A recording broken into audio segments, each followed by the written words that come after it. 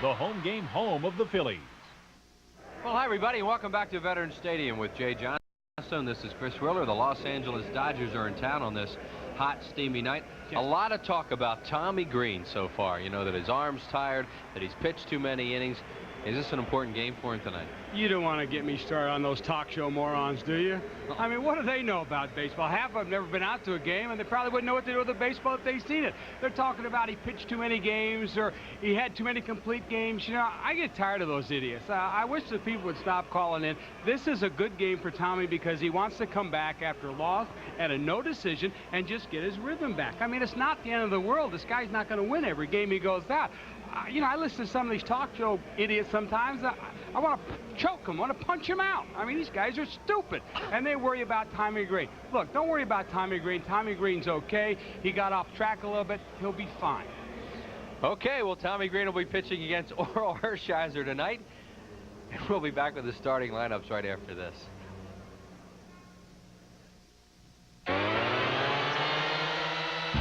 Phillies baseball is brought to you by... And in return, you will have all this wonderful metal cookware by midnight tonight. Just $39.95 a set. I gotta sell all these pots and pans? By midnight. If you want to keep all those goodies. A participating sponsor of Major League Baseball. By Mellon PSFS, the official bank of the Phillies. By Bell of Pennsylvania Yellow Pages. No other book can match it, a Bell Atlantic company. Save up to $5 by joining Texaco's frequent Bueller Club. Visit your local participating Texaco location for all the details. Texaco, star of the American road. By Coca-Cola, it's always Coca-Cola. By Cento Fine Italian Foods, the company that says trust your family with our family. Call Pizza Delivery now and have your pizza by the 4th inning. By Jiffy Lube, America's favorite oil change. And by Personal Choice, the health plan that controls costs, not people.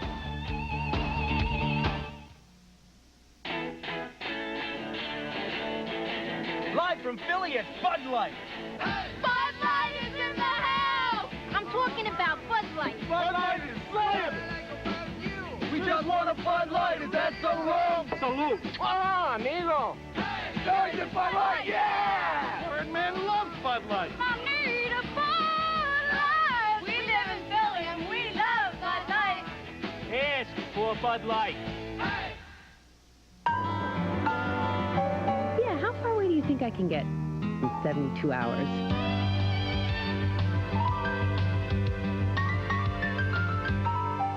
I wouldn't trust my car past the city limits.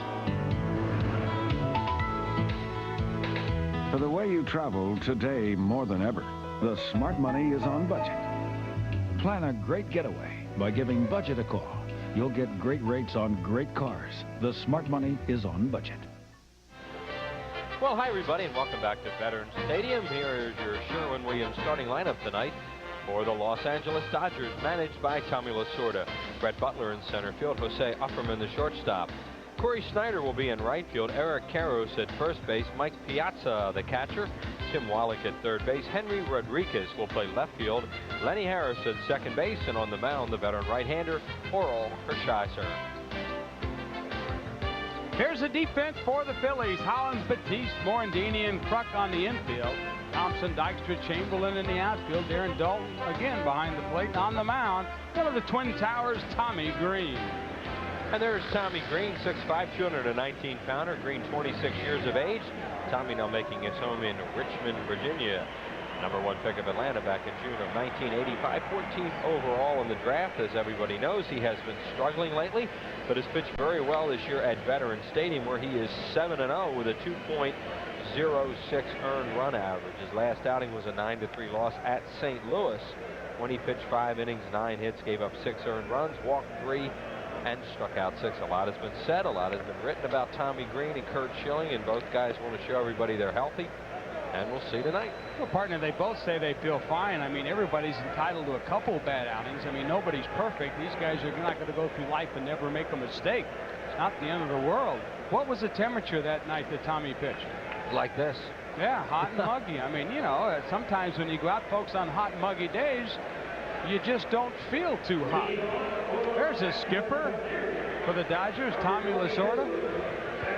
Oh, and this was before the game.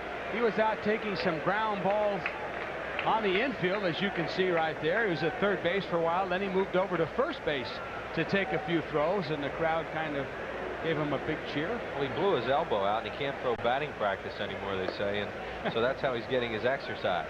Tommy used to like to throw BP. There he is. Tough week for the Dodgers with Roy Campanella and Don Drysdale's death. Moment of silence for both those great men tonight. And, Tommy very close to both of them, and it's just hard to believe what has happened to the Dodgers in 1 week.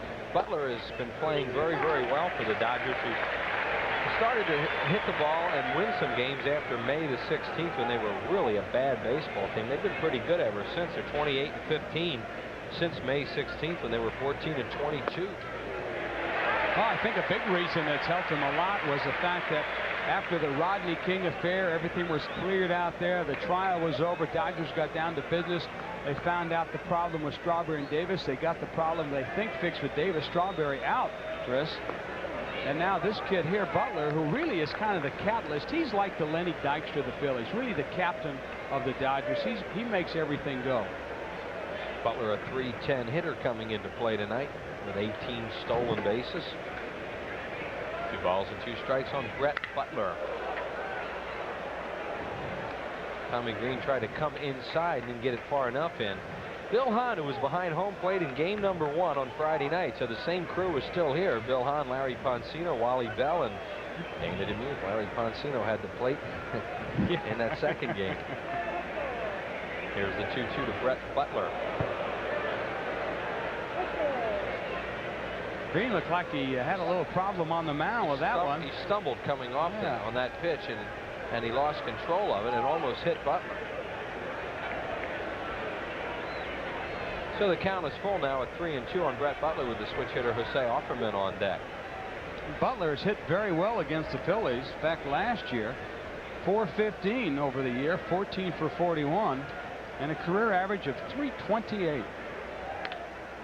Hop up in the infield. Who wants it? It's not very high. Here comes Batiste, and Kim runs everybody off and makes the play. 1 up and 1 down here in the first. Tommy Green pretending he was watching one of those Superman movies, pointing up in the sky. Is it a bird? Is it a plane? What is it? And you can see him right here. Look, there it is. I got it. And as his infielders converged around him, finally Batiste called everybody off. Here's Jose Offerman, the shortstop's been playing well for them. You see he has 29 runs batted in. That's just 1 off his career high of 30 that he set in 149 games last season. He's been playing well enough and hitting well enough that they're batting him second in the lineup, as you see tonight. Well, they need to get some offense going, and with Butler being able to get on as much as he does and then putting this kid at second, and he's been able to swing the bat a lot better this year than last year. They've been able to create runs first and third, getting guys over. Here you see him take a pitch that it was way out in front there. But the thing with Offerman, he started off very slow, letting his errors bother him, Chris, and now he's back swinging the bat well, but still on a pace with 19 errors to maybe reach 40 this year. Got him with a good breaking ball. Offerman chased it. Tommy Green's first strikeout of the night, 2 outs. Watch this pitch here. Good breaking ball out of the strike zone. Great pitch by Tommy Green. Offerman way out in front. And that'll bring up Corey Snyder. Tommy Green is 1-0 against the Dodgers this year in 2 starts. He beat Tom Candiotti here at the Vet 5-2. Had a no decision in the Phil's 7-6 win on the 30th of April at Los Angeles. Corey Snyder has taken over as the regular right fielder with Strawberry having so many physical problems, and he beats 1 to short. Kim Batiste to play, and 3 up and 3 down go the Dodgers in the first inning. No runs, no hits, no errors, and nobody left on base. Through the bottom of the first, no score. Any professional painter will tell you that if you want results like these, you gotta know the tricks of the trade. You gotta ask Sherwin-Williams. Now, these are guys you can trust. They've got good paint, good price, good advice. Guaranteed. Want to know something? I didn't paint this house. The guy that lives there did. Hey, fella, nice job. This guy knows what the pros know. Ask Sherwin-Williams. Near the end of innocence came the beginning of manhood.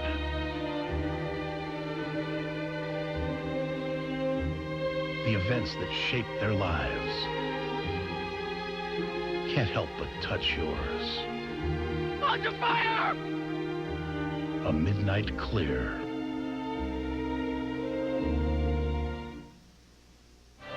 And your Sherwin-Williams starting lineup tonight for the Phillies, managed by Jim Fregosi. Lenny Dykstra in center field.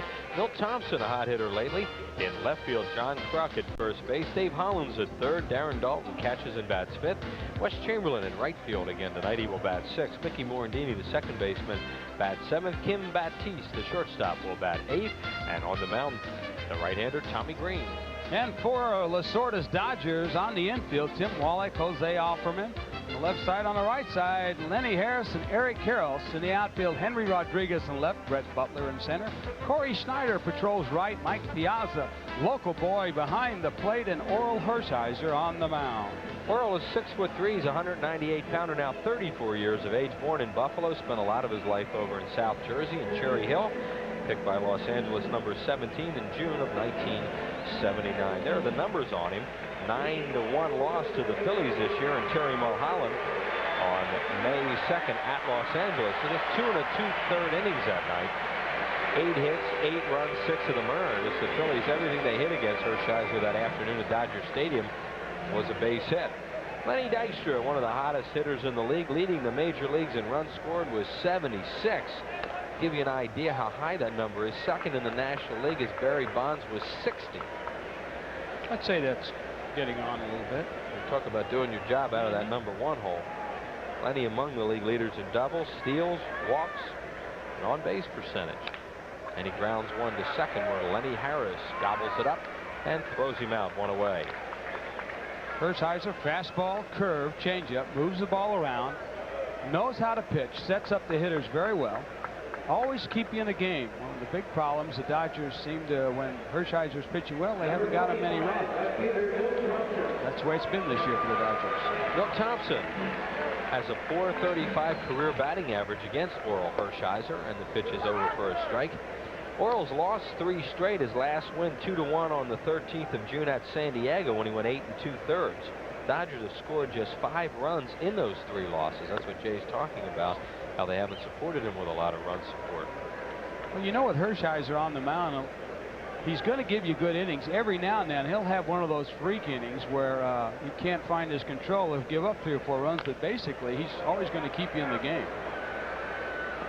Thompson tops the ball to Tim Wallach, who throws him out. So the Phillies have hit 2 weak ground balls here in the first inning off Hershiser, and that will bring up John Kruk. Kruk leading the league in walks with 69, and on base percentage at .476. One thing Hershiser has done this year is he's thrown more off-speed pitches and has changed up a lot more. Hershiser's ball really moves a lot in the strike zone, especially the fading fastball. He'll try and cut one every now and then to the left-hand batter, but he's changed speed so much it really throws the hitter off balance, makes him again very tough to hit. Hershiser, who is really an amazing story, coming back after that reconstruction of his shoulder. Kruk rips it to right center. Butler can't get it. It'll be off the wall on one hop, and John Kruk coasts into second for the stand-up double, his 22nd double of the year. Well, that's not wasting any time, is it? He doesn't want to let Hershiser get ahead of him. He goes right after the first pitch. Here it is. Fastball looked like that he tried to run back over the plate, and Kruk all over it like a cheeseburger. Kruk, a .364 hitter against Oral Hershiser, and nails one there off him. That'll bring up Dave Hollins, who was a .333 lifetime hitter off Hershiser. There are the numbers on Hollins. 9th in the league in runs batted in with 51. And Dalton waits on deck.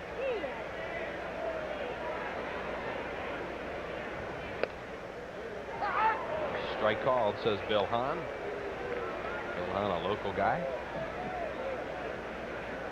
A little local flavor to what's going on around home plate right now with Hershiser, Piazza, and Bill Hahn.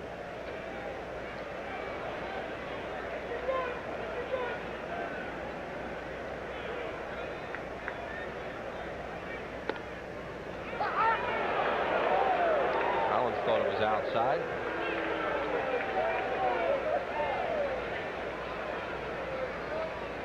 And Hershiser quickly ahead of Dave Hollins. No balls and 2 strikes. He looks like he has pretty good fastball. I haven't seen him throw this hard in a while. Well, he's regained his arm strength. Talking to Ron Peranowski earlier today, the problem that he's really had is every now and then he'll have one of those bad innings where he just loses control.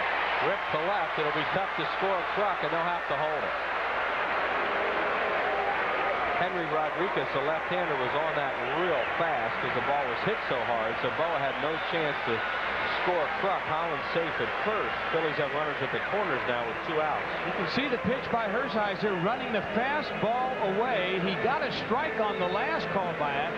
Kruk off and running at the crack of the bat, but really the ball got so quick to Rodriguez out there. Rodriguez did not make a very good throw, but Boa really had no choice. You got to hold up Kruk there. You don't want to take a chance. No, they could have cut that off and still thrown him out of the plate. Well, but look who you got coming up. Your Exactly. top RBI man, you know. Second in the league in RBIs is Darren Dalton.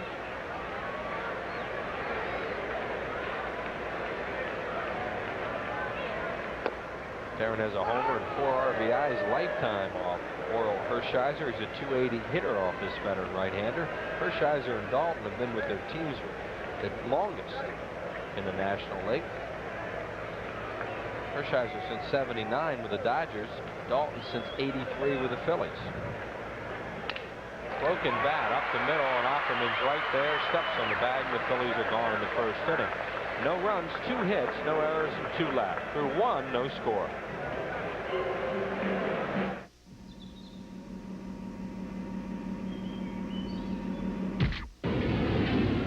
Powered by a 4-valve per-cylinder fuel-injected V8. The Lexus Coupe leaves us with 2 options. We can either build slower cars or run shorter commercials.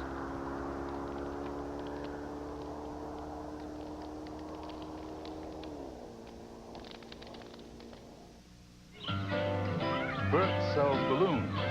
Bob sells balloons. Bert sells wacky gifts. Bob sells wacky gifts. Bert delivers. Bob delivers. So if Bob's got everything Bert's got, why Bert busy and Bob not? Now, do you suppose Bert's got a big color ad in the book 9 out of 10 people use? The genuine Bell of Pennsylvania Yellow Pages. 9 out of 10 use it. No other book can match it. A Bell Atlantic cover. The Phillies try to feast on the East when they shuffle the cards Tuesday, July 27th and Wednesday, July 28th at 7:35. And Thursday, July 29th, 12:35 for a business person special.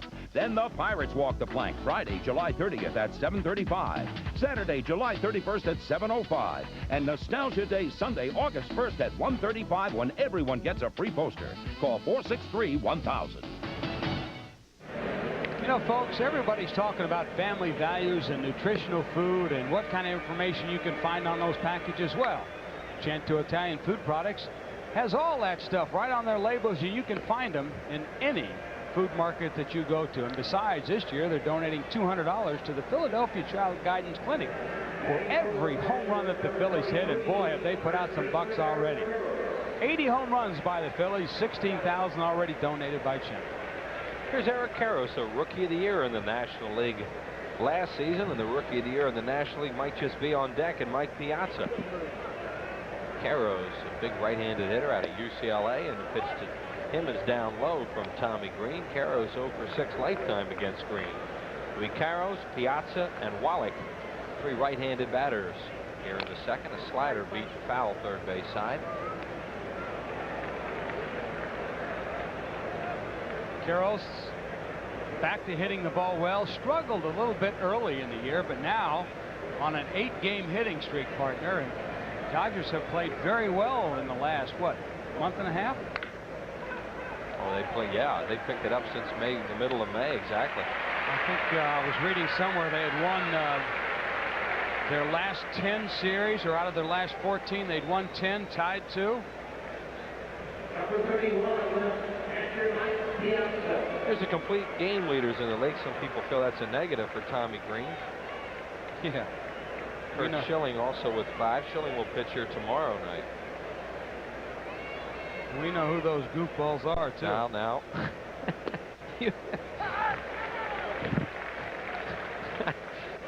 get us in trouble. I didn't say anything. Just, I get a kick out of it myself. You know, unless you played the game, you come out, you play on the turf when it's 130 degrees, you're not feeling well.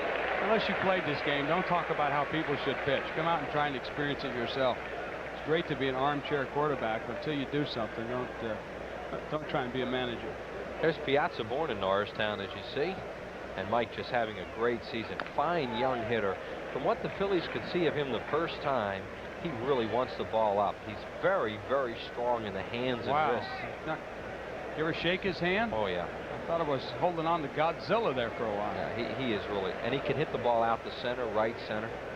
Nice to see him having such a fine year. He's a very nice young man. No balls and 2 strikes to him. And the pitch misses up high, ball 1. Well, I think you're very correct in assuming that this young man has a pretty good lock on winning the Rookie of the Year award for 1993 here in the National. That's a high batting average, too, for a catcher this late. 7th in the league in runs batted in for Piazza. Tommy really jams a good pitch. Foul to Hollins, and Dave puts it away. 2 outs here in the 2nd inning. A very good running fastball in on his hands. That's what makes hitting so tough, is when the pitcher has a great deal of movement on the ball. You see the ball coming in, you expect it to be somewhere else. You start your swing, the ball may move 1 inch, may move 3 inches. And it goes from the sweet part of the bat down to the label, consequently a pop-up. Tim Wallach struggling at 212. He had a shoulder injury, was out for a few games, rips a foul straight back. Wallach, the veteran who's helped stabilize their infield. Jody Reed was playing very well for the Dodgers at second base, but he's out with an elbow injury. Wallach, the longtime Montreal Expo. He's batted cleanup 40 and 44 games this year for the Dodgers. Tonight, batting in the 6th hole against the right-hander Green. Dodgers trying to move their lineup people around a little bit. Like you said, Wallach was batting in a cleanup spot, but really his average wasn't conducive for that. They wanted him to try and get a higher average, so they started moving guys around, putting Piazza up there. Carroll's batted 3rd a lot of times last year. Chris ended up with what, 80-some RBIs? And now they've got the hot hitter Corey Snyder in the 3rd spot, trying to generate some more runs. Tommy Green overthrew that breaking ball. He has a really good fastball tonight. He has not had good command of his off-speed stuff early on. 2 balls and 2 strikes to Tim Wallach with 2 outs and nobody on base. Happy birthday tonight to Gertrude Williams of Norristown. Speaking of that nice community, she is 78. Here's a 2-2 pitch to Wallach. Fastball hit to right field. Back goes Chamberlain. And West makes the play, and that'll do it. 3 up and 3 down in the 2nd. No runs, no hits, no errors, and nobody left. To the bottom of the 2nd, no score. The Bud Light Spotlight's on Phillies! We'll tell you what we like with our Bud Light. Beach volleyball and Bud Light. Give me the Flyers and a Bud Light. Cheesesteaks? Cheesesteaks. Cheesesteaks. And I'm already with the Philly cheesesteaks. Anything goes well with Bud Light. We like Bud Light and Dan. Bud Light! Bartender, we need a Bud Light. Only one dealer can offer you 5 of the 10 best sellers in America. Your Quality Plus Ford dealer. Now, Ford Taurus is the #1 selling car in America. A leader in safety with available dual airbags and anti-lock brakes. Ford Taurus has been on Car and Driver's top 10 list 7 years straight. Now, for a limited time, save $1,200, including $500 cash back from Ford on all Taurus sedans and wagons. Hurry, save on 5 of the top 10 sellers in America. Only at your Quality Plus Ford dealer. Honey, I'm home. Sherry? Huh. Hope I didn't forget. Forget what? I took out the garbage. I watered the plants. Hi, buddy. What could I forget? Anniversary? Birthday? No, I'm okay. I'm covered. The first digit. Her number. I forgot to play her number. The second digit. No, oh, no, please. 2. I don't And believe the it. third digit. Oh, not tonight. 7. Don't forget to play every day, because you could win any night. Loosen your tie, take off your coat, roll up your sleeves. It's a business person special, Thursday, July 29th at 12:35. Compliments of Mellon PSFS. Go ahead. You deserve a break. Call 463-1000. Make that call for Dream Week. Week number 1 is sold out, but week number 2 is still available, but it's filling up rapidly. Call 215-938-1200. That's Phillies Dream Week. We're into week number 2. It is a great, great time. For those of you who've been there, you know it. And for those of you who are going to join us next year, you'll find out. Come on down. Wes Chamberlain off a 3-hit game last night, just off the disabled list. Wes batting at .278. Amazing how well your leg feels when you get 3 hits. You know? Hershiser throws him a breaking ball, and he beats it foul. Chamberlain with that very close stance and diving into everything. Jim Eisenreich not starting again tonight. Jim Fregosi feels that he played Eisenreich a lot, that he has Eisenreich here to be a spot starter and an extra man. And Eisenreich wearing down a little bit, so he decided to play Chamberlain now that he's back off the disabled list, and that's why Eisenreich not starting the last 2 games. Strike 3 call. He struck him out looking. Chamberlain gone on strike. Strikeout number 1 for Oral Hershiser. Well, after 2 big breaking curveballs, watch this pitch. Fastball right on the outside corner. Chamberlain holding back a little bit. Looked like maybe he was looking for another off-speed pitch. Hershiser blows the fastball by. Mickey Morandini, the batter, at .236.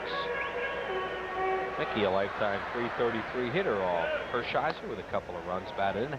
Happy birthday tonight to Patrick Ryan Hilferty of Drexel Hill. Hope he's feeling good tonight and watching the ball game. We hear he is a great Phillies fan. Pitch to Mickey is outside. We'd also like to say happy birthday to Millie Del Sordo. She's 77. The aunt of Anthony Fanicola, who runs Fanavision for us down the first baseline. Up the middle, they're playing him to pull, and it's through for a base hit as Lenny Harris can't get there. Morandini makes a big turn, and he's on with the 3rd hit of the ball game for the Phillies.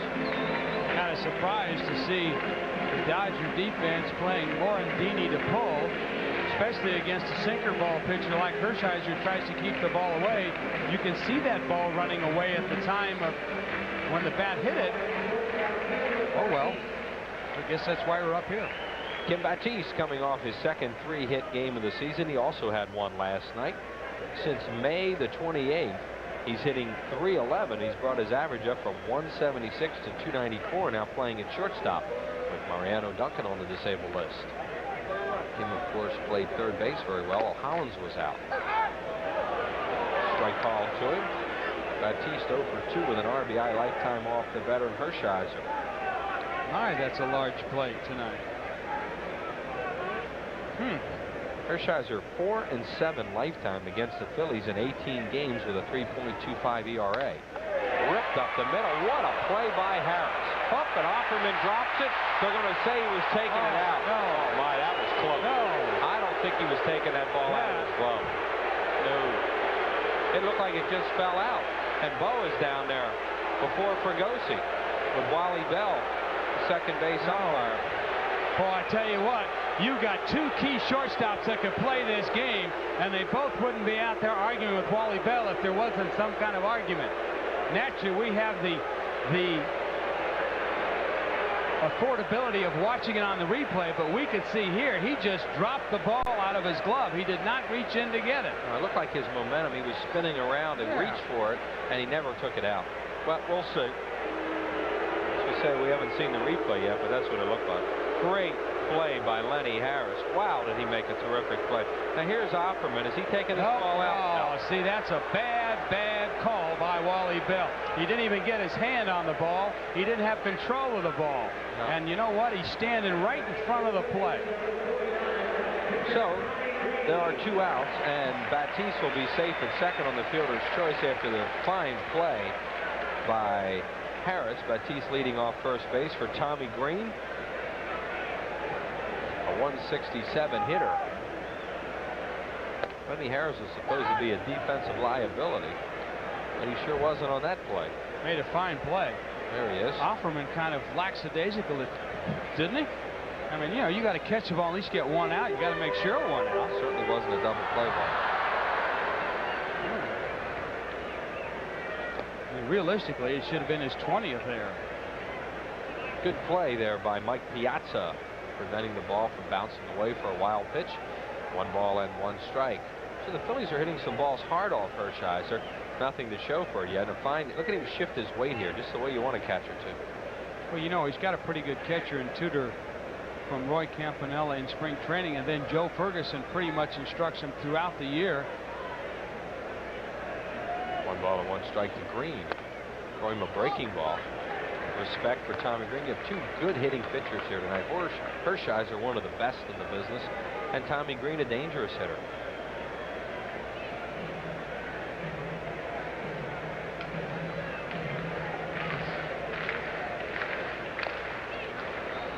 And the ball fouled towards the Dodgers dugout. 2-2 on Tommy. And Hershiser requests a new baseball from home plate umpire Bill Hahn. Orel Hershiser, 102 and 88 lifetime with a good earned run average of 2.92. He has 3 teams that he has losing records against. One, the Phillies, the other, the New York Mets and the St. Louis Cardinals. Green swings and misses, and Hershiser's second strikeout, second of the inning for the Phillies. No runs, 1 hit, no errors, and 1 left. Through 2, no score. The Bud Light Spotlight's on Phillies. We'll tell you what we like with our Bud Light. Beach volleyball and Bud Light. Give me the Flyers and a Bud Light. Cheesesteaks. Cheesesteaks. Cheesesteaks. And I'm already with the Philly cheesesteaks. Anything goes well with Bud Light. We like Bud Light and Dan. Bud Light! Bartender, we need a Bud Light. Why will some people only use Texaco System 3 gasolines?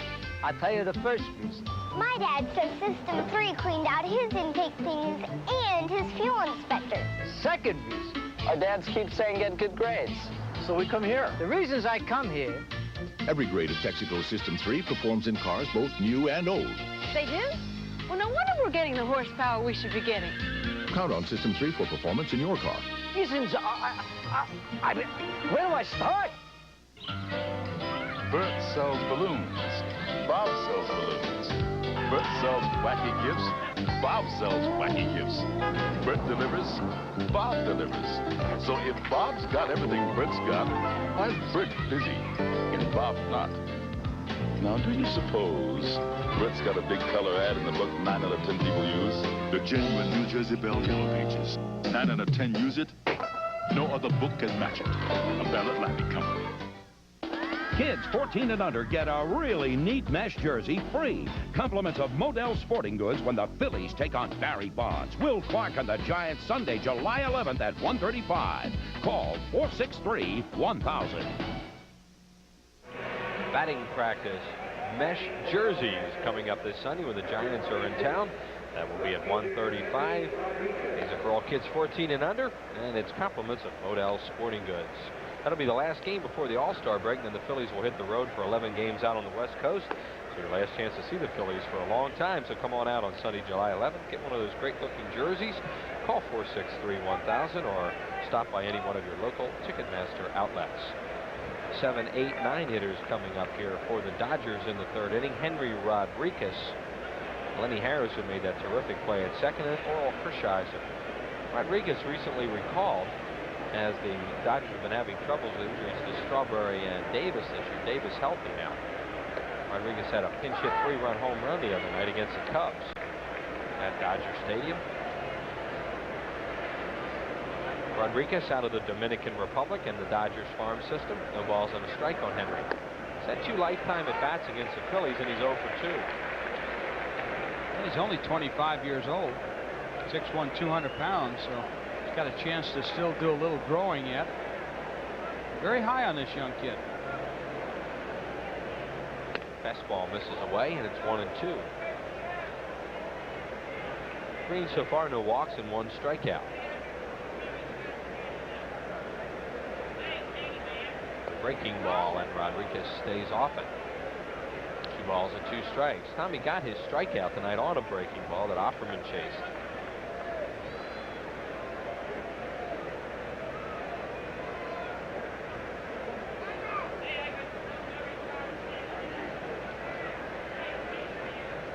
We're in the 3rd inning, no score. First of 3 Phillies and the Dodgers. We'll have them all for you on Prism. struck him out on a good fastball. Threw it right by Rodriguez. Strikeout number 2 for Green. One away here in the third. Well, you mentioned earlier, Chris, that Green's fastball really had some movement. Look at that ball there take off. That ball moved about 4 inches through the strike zone. Phillies had him at 90 to 91 in that game against St. Louis the other night. His problem was he kept throwing a lot of fat pitches to a good hitting team, and the Cardinals wound up blasting him as that game went along. Lenny Harris, the batter. There's a slider over for a strike. On deck is Hershiser.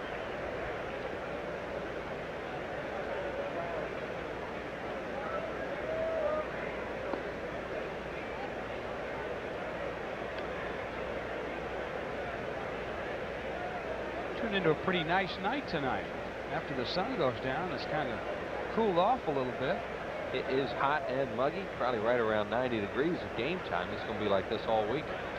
Here's the 1-1 to Harris. So if you're sitting at home, nice air-conditioned house, and enjoying the ball game. As I mentioned, we'll be on all 3 of the Dodger games and then 1 of the San Francisco games. See Tommy Green and what opponents are hitting against him, fifth best in the league. Harris is swinging and a miss, and it's 2-2. This is Lenny Harris's 18th start of the year, his 16th at second. He started 2 games at third, and he's batting .295 as a starting player.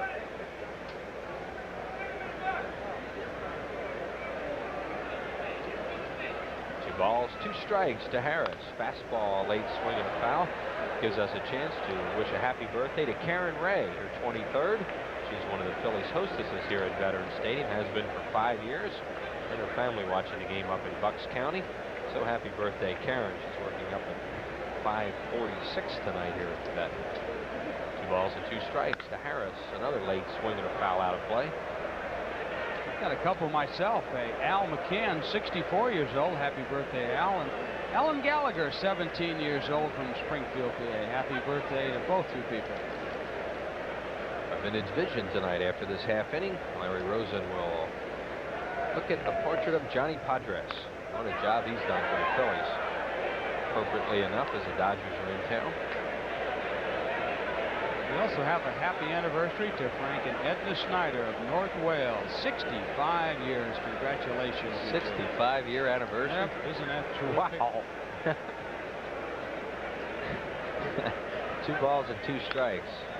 Fouled again down the line. Long run Thompson, and just out of play. So Lenny Harris making Tommy Green throw a lot of pitches here. He's not able to get around on his fastball.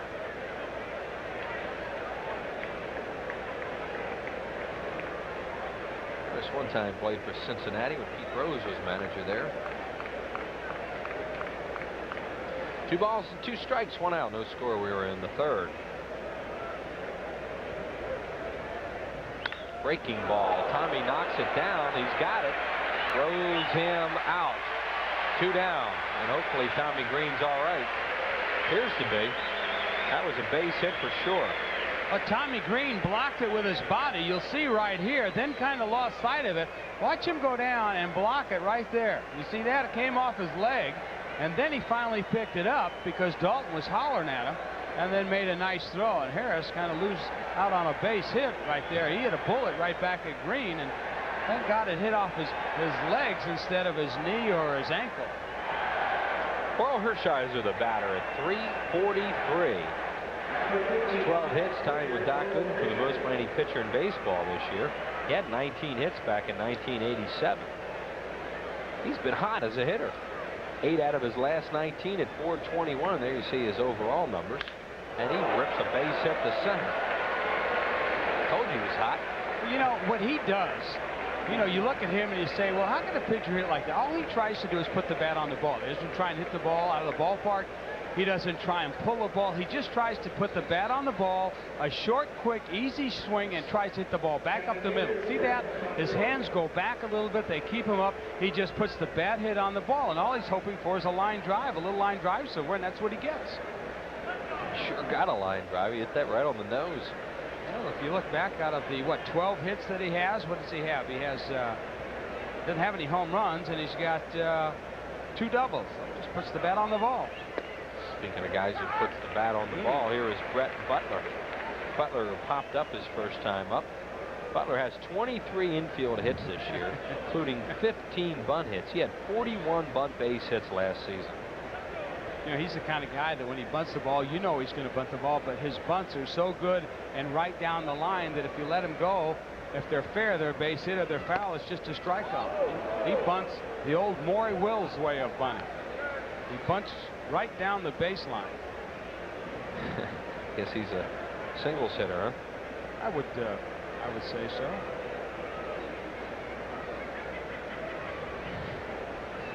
Ginger Beaumont. 1 ball and 1 strike now on Butler. Phillies play him the other way. Hollins up at third. Good pitch on the outside corner. 1-2. Now Hollins can back up.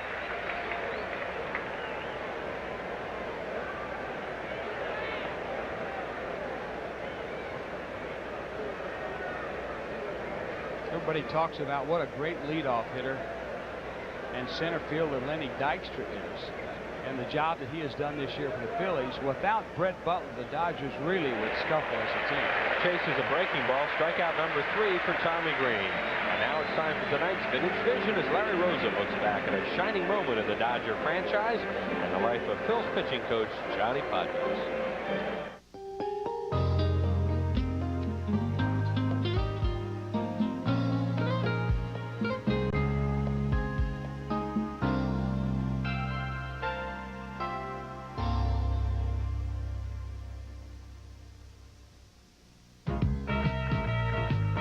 Step back in time to 1955, the year of dem bums. Would they no longer have to wait till next year? It was the ultimate stage, Game 7 of the World Series, Yankee Stadium, and Brooklyn Dodger manager Walter Alston chooses a young left-hander who was just 9-10 on the season to start. His name, Johnny Padres. The World Series, everything about the World Series and the New York Yankees especially. Sure, you're nervous, you know, the game started, but after I threw the first pitch, and that was just great. I mean, I just went about my business and hope for the best, and I got the best. The Dodgers would scratch out a pair of runs, the second coming on a Gil Hodges sacrifice fly that scored Pee Wee Reese. Here's where the game turned. Alston then inserted Sandy Amoros as a defensive replacement. With 2 on and 1 out, Yogi Berra sliced what looked like a sure double to the corner. Amoros would run it down, hit Reese, who would double Gil McDougall off first base, and the threat was over. All that was left was for Padres to win his place in baseball history. You know, Duke Snyder says that going over on the bus to Yankee Stadium that day, I said something like, get me 1 run, I'm going to shut him out. But I don't ever remember saying that. Whether he was the storied prophet or not, he will always be remembered as the man who led them bums to the promised land. How about that young kid? How was that great? I'll tell you, that's a great piece by Larry Rosen, because you look at Johnny Padres then, and you look at him now, and a little bit of change, you know, a few more road marks on that face, but you can't mistake the voice. No matter where you go around the country and Dodger fans come up to Johnny Padres, there's just such reverence for the man for winning their first pennant against those New York Yankees. Boy, you're right, that was a biggie. First championship, I mean. You know, they were forever saying, oh, we'll get him next year. Lenny Dykstra, the batter, he grounded out his first time up. Lenny batting at .292, started the game at .293, which is his season high. And look at that, 76 runs for Dykstra. Bond second with 60. Wait a minute, here's the thing. How about 76 runs, right? 62 walks. Think that had something to do with those runs? And now his average starting to come up rapidly. Well, let's do a little multiplication here, guys, okay? All right, Lenny Dykstra has 62 walks, right? And he also has 95 hits. Well, you know, a walk's as good as a base hit. You hear managers say that all the time. So now you add those two together. I mean, this guy is, realistically, he's on base all the time. Phillies have a lot of guys knocking him in. 2 balls and 1 strike. You have Dalton and Hollins up in the top 10 and runs batted in. It'll be Dykstra, Thompson, Kruk, 3 left-handed batters to face Oral Hershiser. Low with a sinker ball, 3-1. Well, he has good movement on his pitches again. Great movement. Best we've seen Hershiser throw in a while. He's given up 3 hits tonight. Dodgers have 1, and Orel collected that.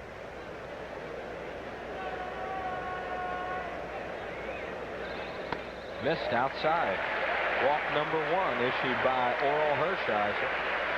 Lenny Dykstra draws it, and that'll bring up Thompson 0 for 1, and a good lifetime hitter against Hershiser. Over 400 against this right-hander. Well, unfortunately, I can't find. Roberto Kelly leads the National League, folks, in hits with 102. Butler has 96, Dykstra 95. And I can't find out how many walks Kelly has. Outside, ball 1, and Thompson takes a look down at Larry Bowa to see if they want to play hit and run or start the runner in this situation. Thompson not necessarily a pull hitter, though the Dodgers are playing him more or less straight away. A lot of teams play Mill towards left center. Hershiser has a pretty good move to first. He's quick to the plate, tough to run on. And Piazza has been throwing very well, throwing out 38% of the base runners that run on him. It's a very good percentage. And you know what? He's throwing a lot of them out from his knees, partner. He can throw like Benito Santiago used to be able to throw. Thompson ahead now, 2-0. Jay, you mentioned earlier that sometimes Hershiser has an inning with control problems. He's walked Dykstra to lead off the inning. He's 2-0 on Thompson. Well, that's what Ron Peranowski said. He said Hershiser will go along. He'll pitch great as Hershiser takes it. Looks like a double play, and he throws it away. Boy, he's a good fielder, too. Hershiser has a dead double play ball and fires it into center field, and the Phillies are in business. And unbelievably, Hershiser has not had an error all year long. Quickly gets the ball, and you can see him. He threw it to the second base side of Offerman, who really didn't have much of a plan at his first error. And the Phillies catch a real big break on a very fine fielding pitcher. Trying to lead Offerman coming over the bag and letting too much. So they have runners at the corners now with nobody out instead of 2 outs and nobody on for Kruk, who doubled his first time up. Well, you know, you've been making mention of the fact that his ball is moving so much at the plate. He threw that ball 3/4 from the arm area, and the ball just tailed off and went out to left or right center field. So he had to really come overhand with that throw. Starts Kruk with a breaking ball. John doubled to right center on a first ball fastball in the first inning. Kruk leading the league in walks. He has 45 runs batted in, 93 hits on the year, and 4th in the league in hitting coming into play tonight at 345. He's now at 347. Milt Thompson at first and Lenny Dykstra at third. Good speed on the bases. Kruk takes it. No, ball 2-0.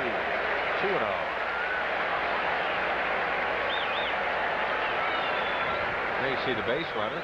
Karros has Thompson, and they playing up the middle with the middle infielders, and straight away in the outfield, no overshift on Kruk.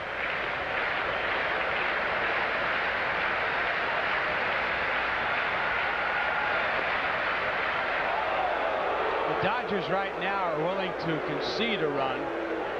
There's nobody out, so they're looking for the double play. As this pitch, watch the movement on this fastball. Look at that ball break at least about 4 or 5 inches on the outside part of the corner plate, then out of the strike zone. Great movement tonight for Hershiser. Dodgers with the infield a double play depth. There's Kruk with runners in scoring position. He has one now. And there is a base hit to right field. Thompson will stop at second. Dykstra scores his 77th run of the year, and the Phillies lead it 1-0. This is what your defense gives up when they set up in double play depth.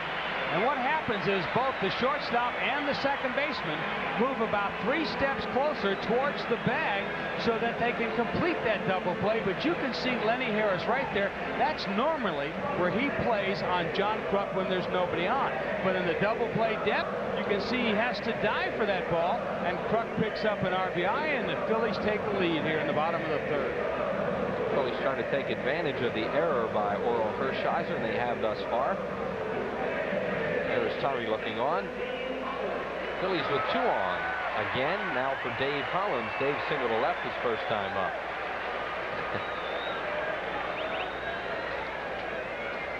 Tommy waving to somebody in the Phillies dugout.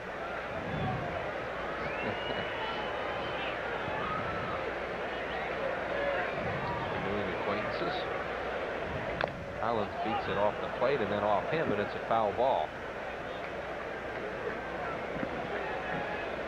Hollins really sets up deep in the batter's box against Hershiser.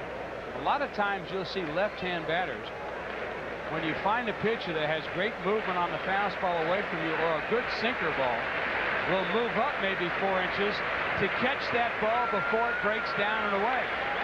But Hollins with his back foot right on the line. You see with a pretty close stance. Let's see where Piazza sets up. Hershiser thinking double play ball. The Dodgers are set up for one. Phil Hahn is giving him that outside corner. It's 0-2. That time, Hershiser came with the backdoor breaking ball. A lot of times, watch the player. See, it looks like it's going to be a ball, and the batter gives up on it. Then it breaks back in over the outside corner. That pitch has still got to break back to get on the outside corner, doesn't it? No balls and 2 strikes. Well, the outside corner of the batter's box, maybe. I don't know. Goodness. I figure with Hershiser pitching, they widen the plate a little bit for him sometimes, out of respect. Bill Thompson at second base. And John Kruk at first. Phil's with a run in here in the 3rd inning and lead it 1-0. First to 3 with the Los Angeles Dodgers. Phil's 5-1 against LA this year. Hershiser goes back out there again, doesn't get it this time. 2-1. Or 1-2, I mean. Yeah, what he wanted Hollins to do is go after that pitch out of the strike zone. He knew that Bill Hahn had called it the pitch before, so he wanted Hollins to kind of maybe go fishing for a bad pitch. Dave, pretty good eye. Dodgers had 15 consecutive scoreless innings prior to the Phillies breaking through here. Look out, folks. My goodness. Oh, I hope everybody's all right. Hollins got a little out front of a breaking ball. A little? A little. And everybody's okay. My goodness, that was a nasty one. I think you're talking about a guy pulling the ball about as hard as you can hit it. I think Dave was geared for the heater on that one, and he was so far out in front of that breaking ball that there's a guy that probably could have withstand getting hit by that ball. He's okay. Yep. 1 ball, 2 strikes to Hollins. It's amazing how many balls do go in the stands and nobody does get it. Especially that kind.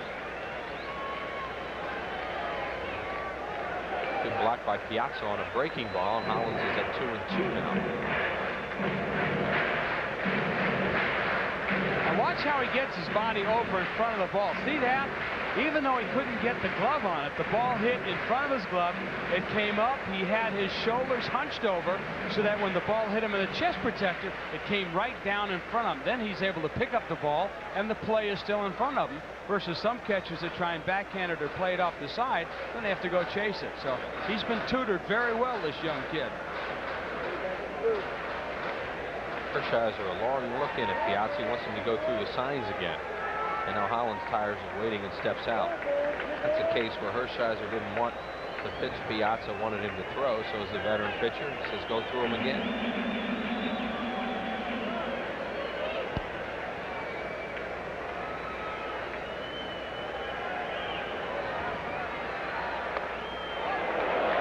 And he's getting the outside corner, but he didn't get the inside. 3-2. Now Hollins takes a look at Boa, see if the runners are going to go.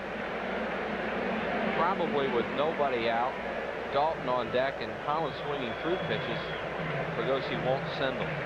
That's a pretty good bet because you got your #1 RBI guy on deck. What you don't want is to have Hollins hit to a double play.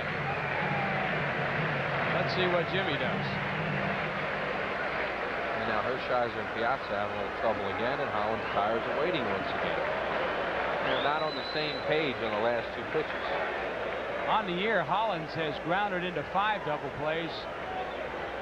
Duncan has grounded into the most for the Phillies with 9. And there's 3 Phillies with 5.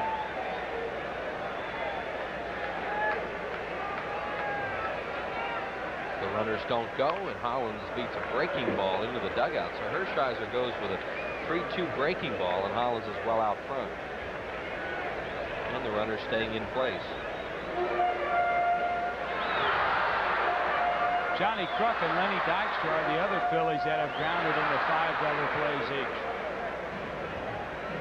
The base runners, Milt Thompson at second base, John Kruk on at first. Kruk knocking in his 46th run of the year. Phil's up 1-0 here in the third.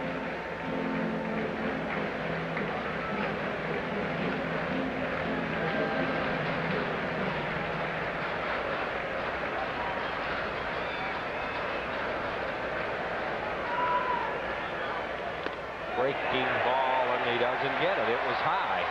And he walks him, and the bases are loaded with nobody out for Dutch Dalton. I think Hershiser thought he had that one. He wanted that outdoor or backdoor breaking ball. Ron Peronowski will come out to have a little chat with him. He got it about 3 pitches ago. Let's see what you think.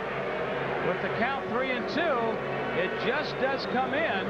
But I guess Bill Hahn, the home plate umpire, thought it might have been a little high. Hershiser very much disagreed with them, but looks like he's trying to go back and get his composure, doesn't he? I think Tommy thought it was a strike. Yeah, he did. Piazza now, with his mask off, not trying to show up the umpire, is also having a little chat with Hahn behind the plate, trying to get a pitch for his pitcher. Sharon Dalton grounded into a fielder's choice his first time up. The Dodgers play him way off the line at third and up the middle with Offerman. Karras way off the bag at first. Bases loaded, nobody out. And the young catcher and the veteran pitcher are having a little trouble getting together on the last 2 hitters, as Dalton had to step out then. Hershiser trying desperately to get a double play ball out of this situation and cut his losses here. I'm wondering if, Chris, if Piazza is calling the signs. I see him every now and then look over to the dugout. I'm sure he's getting a sign from either Lasorda or Peronowski, but maybe Hershiser's calling the game. And that's what the problem is, that Hershiser doesn't like the calls. There's a double play ball. He's going to get it if they turn it. Oh, that was really close. But the Phillies get a run out of him, but the Dodgers are happy with that trade as Dalton hits it right to Offerman where he was standing. 6-4-3 double play, no run batted in. Phillies lead it 2-0, and they have Kruk at third now with 2 outs. Dalton, the best running catcher in the game today, really hustled down there. You can see as Offerman quickly tosses it to Harris. Let's see how close it really is at first base. Boy, not by much. But nice call by first base umpire Larry Poncino. Bang, bang play. Chamberlain a swing and a foul at the plate. Hershiser threw the ball away from Dalton, and Dalton tried to hit it the other way so he wouldn't pull it into a double play, but he hit it right at the shortstop. And the Phillies with a chance for a big inning now have 2 runs in and a chance for another one with Kruk at third and 2 outs. Chamberlain a strikeout victim his first time up. Phillies knocked Hershiser out in the 3rd inning of the game he pitched at Dodger Stadium. They had him on the ropes here in the 3rd. High chopper. Offerman double pumps and throws out Chamberlain easily. So the Phillies get 2 runs in the inning on just 1 hit, a costly error by Hershiser, and 1 man left on base. 2-0 Phillies after 3. Recently, an object was sighted. It was big. It was just big. Too big to measure with the human eye. They say it could show up anywhere. Whoa! Did you see that? Pizza Hut! Bigfoot from Pizza Hut. Out of sight, big. 21 slices. I can handle it. On a totally different crust. Whoa! For a ridiculously low $10.99. It's a legendary value. Bigfoot from Pizza Hut. The biggest pizza you can get delivered. The Phillies try to feast on the East when they shuffle the cards Tuesday, July 27th and Wednesday, July 28th at 7:35. And Thursday, July 29th, 12:35 for a business person special. Then the Pirates walk the plank Friday, July 30th at 7:35. Saturday, July 31st at 7:05. And Nostalgia Day, Sunday, August 1st at 1:35 when everyone gets a free poster. Call 463-1000. What an appetite you have, Judas. I mean, for the truth. It's a world that will question their innocence. Drop the story, Judas. What are you hiding? Ignite their passions. Challenge their friendship. And threaten their lives. The villagers want blood. the secrets of Turtle Beach. Hi, everybody. Welcome back to Veterans Stadium. Chris Willer now. Gary Maddox joins us. Earl Hershiser makes an error, gets himself in trouble, a veteran pitcher, and he gets out of it. Well, a veteran pitcher and a key to the Dodger pitching staff, and the Dodgers have been pitching well lately. But it's so important that when you make a mistake, even anybody on your team, they make a mistake, that you bear down and go ahead and help him out of the situation. They don't call him Bulldog for nothing. Stuck his nose right in there, got a double play to help get him out of a tight jam. And the Phillies did get 2 runs in the inning, but they were thinking a lot more when they had Dalton up there with the bases loaded and nobody out, and then hit into the bang-bang double play at first base. Jose Offerman will lead it off, number 2 hitter, followed by Corey Snyder, then Eric Karros. Phillies 2, Dodgers nothing in the 4th inning. Huge crowd here tonight, as a lot of the people who were rained out of the fireworks on Friday night have exchanged tickets for tonight. We have a big aerial fireworks show planned after the ball game. The Dodgers pitching staff has been tough lately, Chris, but they just haven't been able to generate any offense. They get too far behind. It's tough for them to score a lot of runs and come back.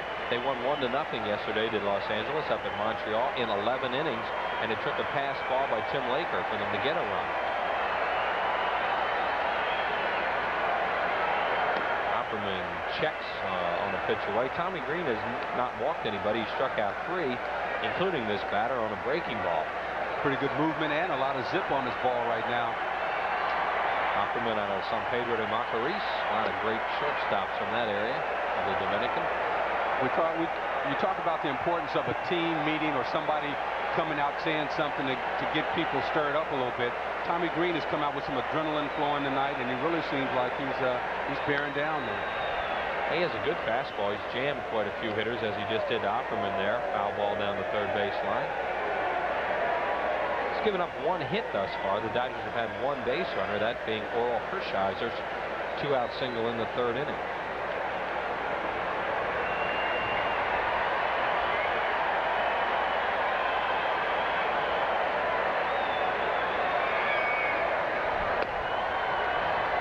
Fastball missed away, and it's 3-2. Tommy Green struck Offerman out on a breaking ball in his last at bat. Really made him look bad. I was surprised he didn't come back there just then. Fastball hit the truck on a short hop. John has it. 1 away.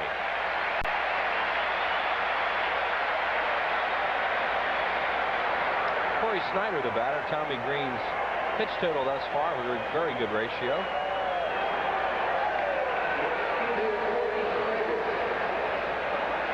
And here is Corey Snyder. When Darryl Strawberry started to have a lot of physical problems, they put Corey Snyder in right field. He's doing the same type of job for the Dodgers that he did for the Giants. Ripped to center. Back goes Lenny. To the wall. He's got it. Snyder hit it hard, and Dykstra ran it down 2 away. That's the best ball the Dodgers have hit tonight. Lenny, a good jump, but you can see he never takes his eye off the ball. If he thought he was in any trouble, he would have taken his eye off and hit it back a lot quicker, but he knew he had it all the way. Watched it into the glove. Corey Snyder has started 47 straight games for the Dodgers now since May the 14th. Eric Karros, the batter, a slider over for a strike. Last year's Rookie of the Year, and the numbers he posted to win that award. Another breaking ball misses. 1-1. You go from Rookie of the Year to being the guy that the pitchers on the opposing team fears the most, and they start to pitch you a little differently. So it's an adjustment required. Broken bat, little humpback liner, great play, Morandini. No runs, no hits, no errors, and nobody left on base to the bottom of the 4th. 2-0 Phillies.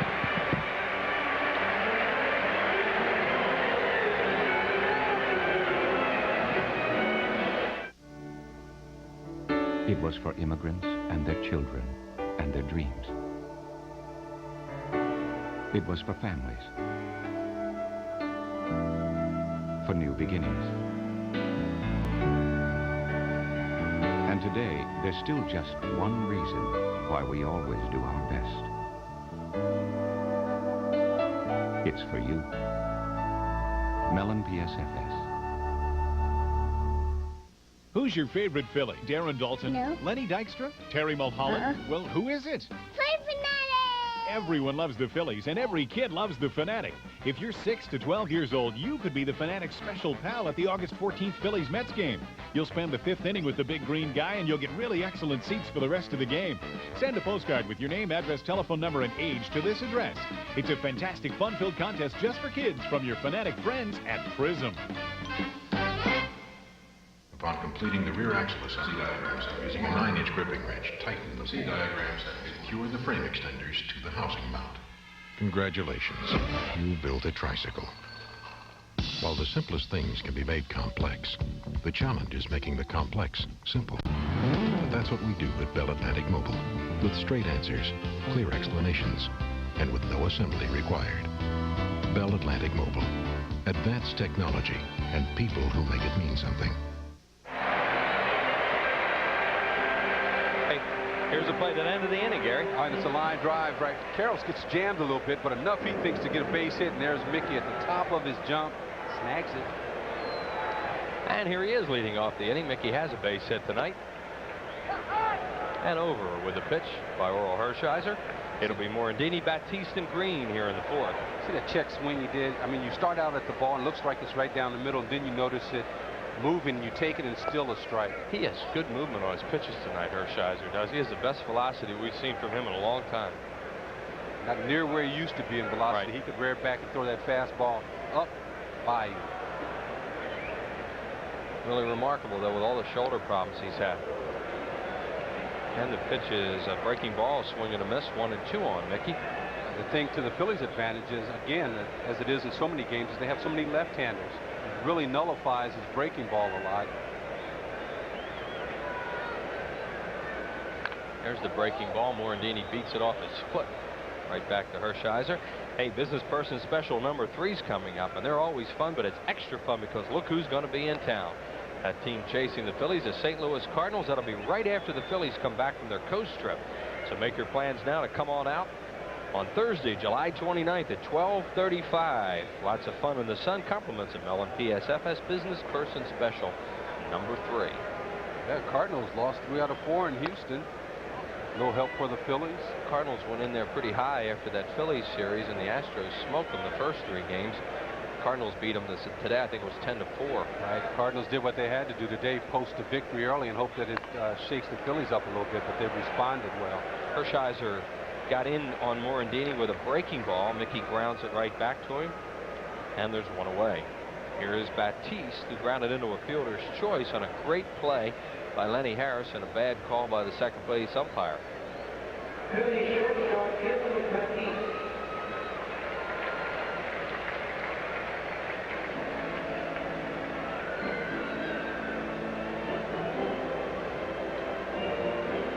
Batiste had a solid .292 with 4 homers and 22 runs batted in. Him now with 120 at-bats on the year. Fly ball, shallow right field. First baseman off the line. He'll wave everybody off. And Karros makes the play, 2 down. Hershiser gets 2 outs here in the 4th. Nobody on base for Tommy Green, the strikeout victim his first time up.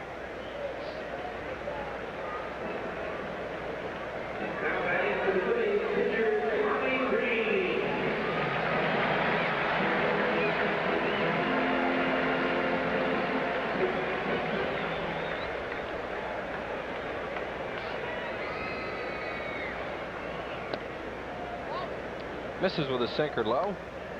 Dykstra waits on deck. 2-0 Phillies in the 4th.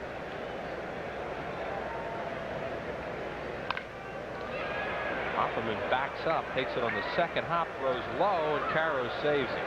Offerman really misplayed that ball and got away with it. No runs, no hits, no errors, and nobody left on base through 4. Phillies 2 and the Dodgers nothing.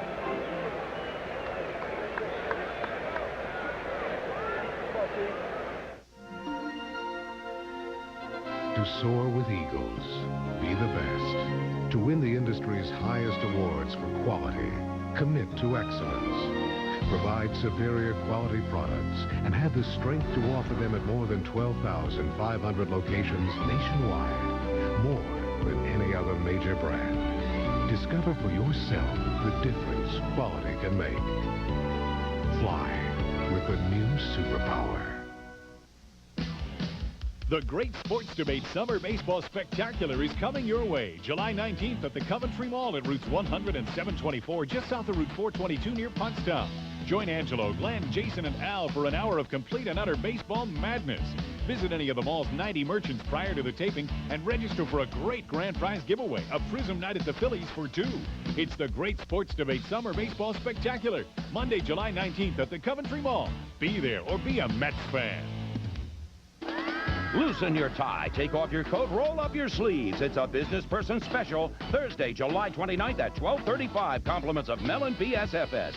Go ahead. You deserve a break. Call 463-1000.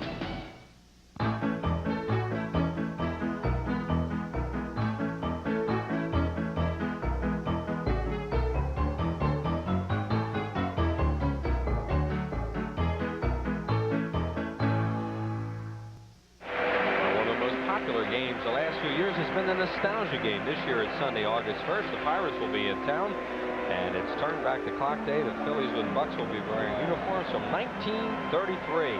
All fans receive a great-looking poster featuring all the Phillies' offensive players. Compliments of Thriftway. That will be on Sunday, August the 1st at 1:35. Phillies and the Pittsburgh Pirates on the nostalgia game. I think Richard just break out one of his old unis for that, huh? Richie Ashburn. There's the scouts down there. Cal Emery, Dick Gernert, Tom Ferrick, Eddie Liberator. Some veterans down there tonight, I can tell you.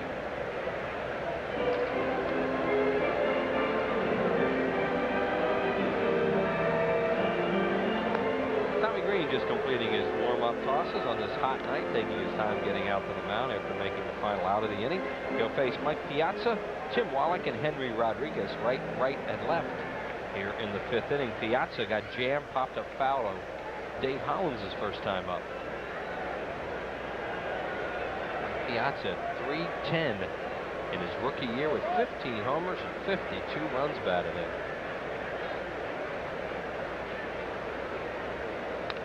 And starts him with a high fastball. Had a good swing at that and fouled it back. Probably has a couple of passes here tonight.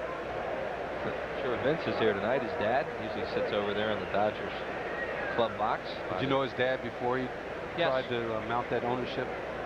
No, yes. Group down in Florida? Yes, I met him a few times with Tommy, with Lasorda.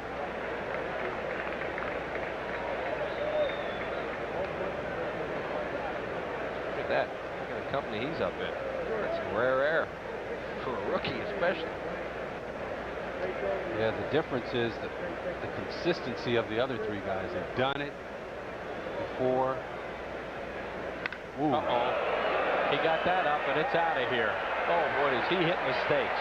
Boy, I tell you, it looked like a hanging slider or a slider he got high in the strike zone, but he got some extension on that. That ball was up in his eyes. Tommy Green has the power to pitch high, but not a breaking ball. Yep, that was all hanging breaking ball right up there, and he ripped it out of here. Number 16 for Piazza. It's now 2-1. You see a slider up in his eyes, just kind of hangs there. Ooh, look at his head down on the ball there. Watch his head right on the ball all the way. Yeah, that one said hit me, and he did. What a good-looking young player he is.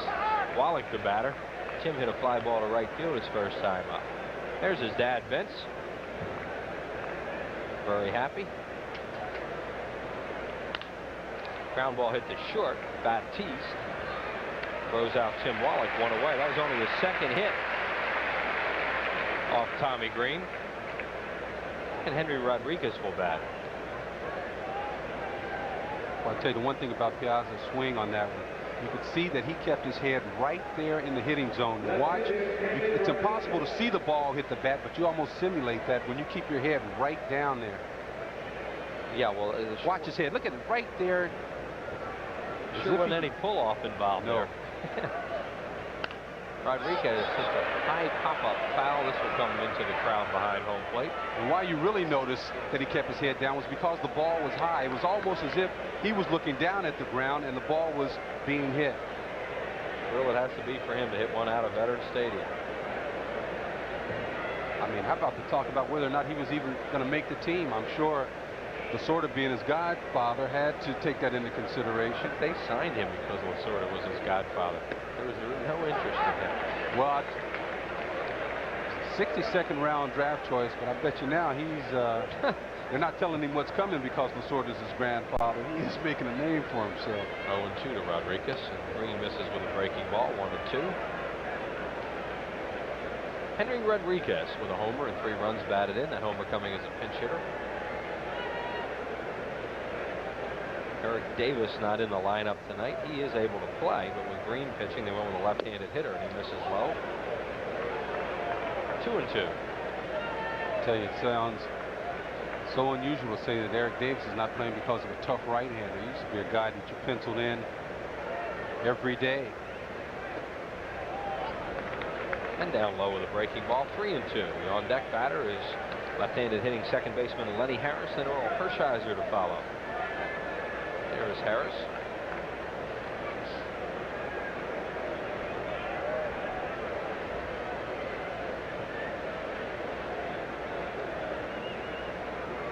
Fastball to deep right field. Back goes Chamberlain, and he just has room. He just got in on him enough that he didn't hit it out of the ballpark. Again, a fastball up in the strike zone again. Yeah, much too high in the strike zone. Tommy Green likes to have the ball running away from the left-handed hitters and down in the strike zone. A sign of fatigue a lot of times when a pitcher starts to get the ball high in the strike zone.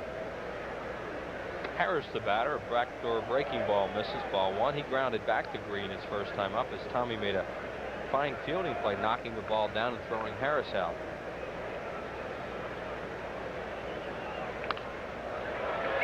Just off to our left and into the upper deck.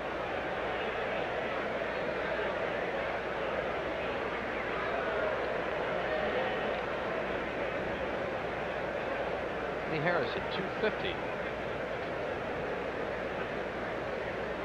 1-1 on Harris. Fastball right over the outside corner for a strike. 1-2. 2 runs, 4 hits, no errors for the Phillies. A run on 2 hits and 1 error for the Dodgers. The run coming on Piazza's 16th of the year in this inning. Breaking ball. He nubs it towards short. Cut off by Hollins. Throws on the run and just got it. Lenny Harris called himself safe. Larry Foncino called him out. 1 run, 1 hit, no errors, and nobody left. To the bottom of the 5th. It's 2-1.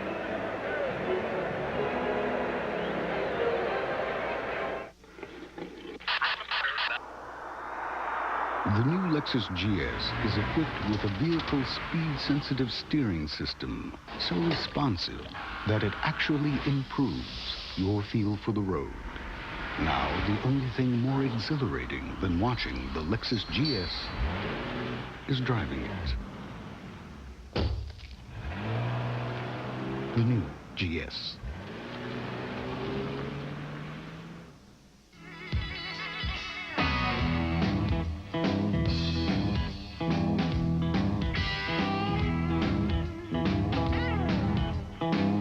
Son of a gun protectant. Nothing works better on your car's leather, vinyl, and rubber. It can turn just about anything into a great-looking car. Nice car. What, this pile of junk? Give it the gun with Son of a Gun. Son of a Gun and One-Step Tire Care. Now available at Pep Boys. Do Texaco food marts really have everything? Oh, they have gum, cheese, candy. Many reasons I come to Texaco. Chips, cereal, nice people. There are many reasons. You want it, they got it.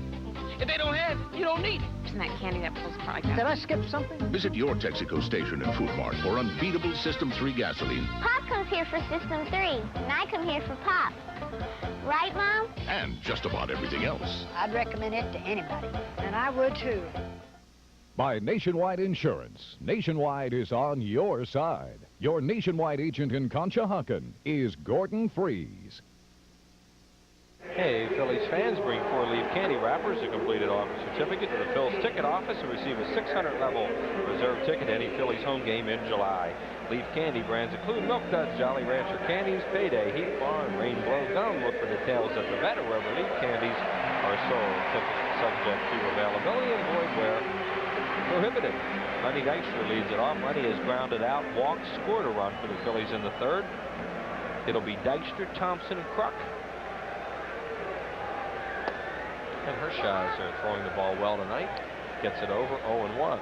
And then he's the type of guy, we know he takes a lot of pitches so that he can look for a fastball. I mean, but Hershiser just right there with that first pitch. Dykstra can't believe it. He'll take a little walk. Well, I think if anything, we've had consistency behind the plate tonight. You see him talking to Bill Hahn.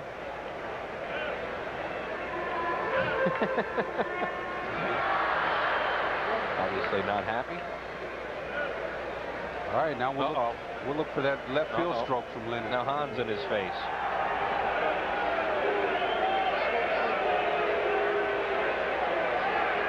Oh, be careful now. He's going to get thrown out. You know, I think he's giving Lenny his save back there if he disagrees with the pitch, but Lenny is non-stop and airing him out. Whether he deserves it or not, you say your piece and let it be done. But Lenny was calling me some adjectives. And he gets a breaking ball and lines it into right field for a base hit. Now Lenny Dykstra will hit number 5 for the Phillies, a leadoff base runner here in the 5th inning. He hit a pretty tough pitch there. And he hit it with one hand. Breaking ball. Too good a pitch from Hershiser, 0-2. When he has a chance to make Lenny possibly chase something, he gets his breaking ball right there. Lenny one hand. Yeah. I take that back. It wasn't that bad a pitch. He went out and got it and then just raked it in the right field. Not too many guys do that.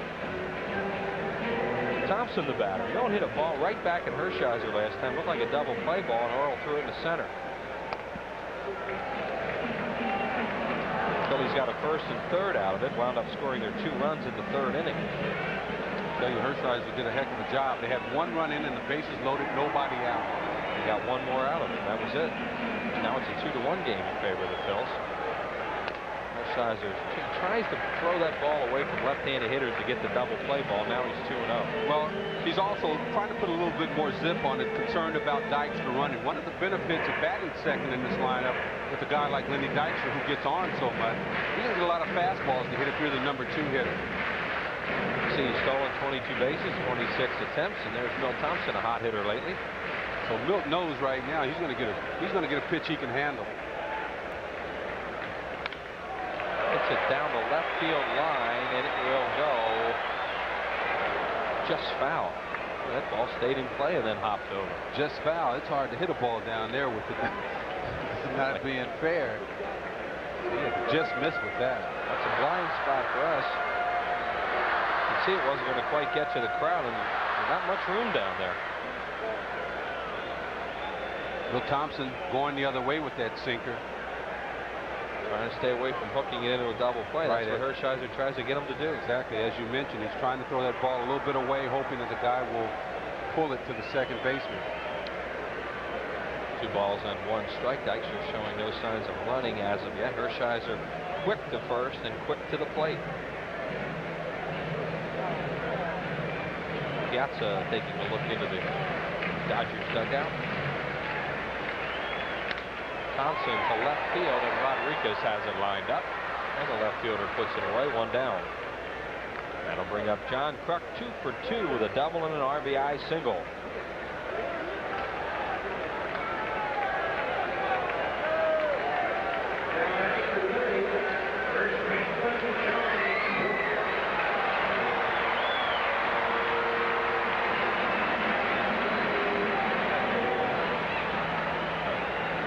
Now batting at .349 on a 2 for 2 night.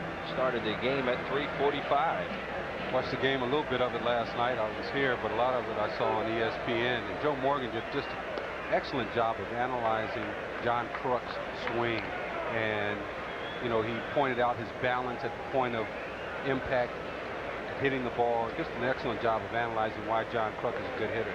Incidentally, John got his first hit on Sunday night ESPN game. Phillies had not played very well in those games, and they went easily last night over San Diego, 8-4. 1-0 on Kruk.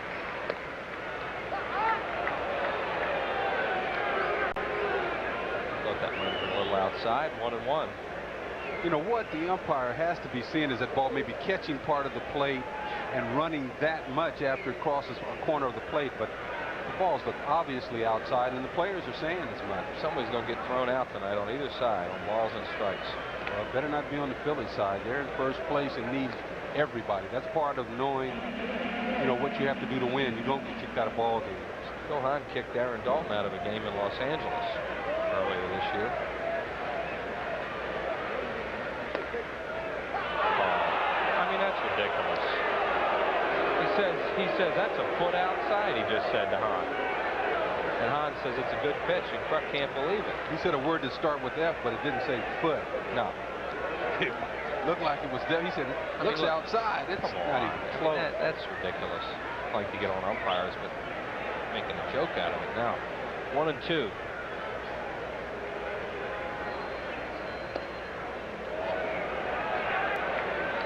Got to make a hitter a little nervous too. When anything goes away from him, you're going to have a tendency to chase him. Well, if he makes John Kruk as mad as he made Lenny Dykstra, we got some action coming up here pretty soon. Because Lenny came right back and got a base hit. I brought that up. 2 balls and 2 strikes now on John Kruk.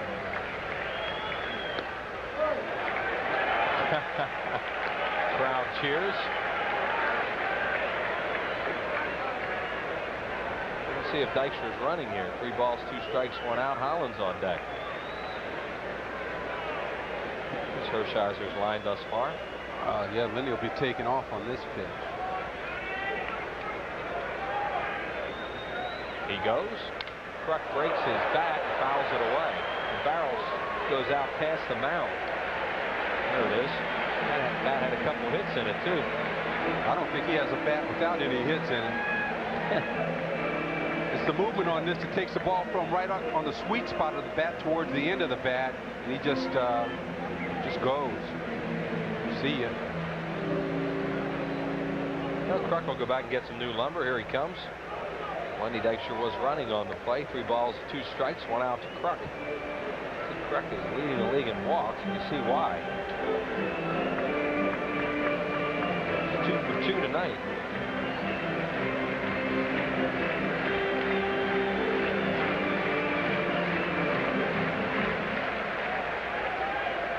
Bottom of the 5th inning, 2-1 Phils.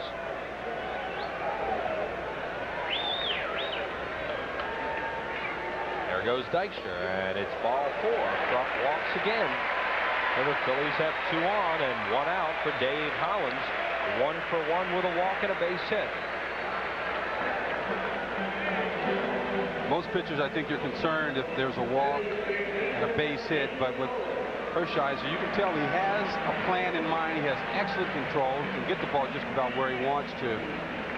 So no concern about him getting wild or anything like that. But that situation there, Dykstra running, he was not challenging John Kruk right down the middle. Walk number 70 for Kruk.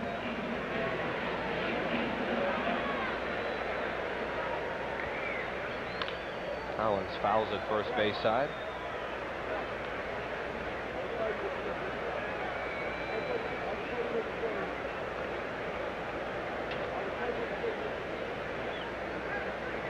Lenny Dykstra, the runner at second base.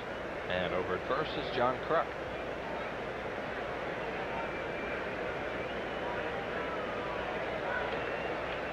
On deck batter Dalton.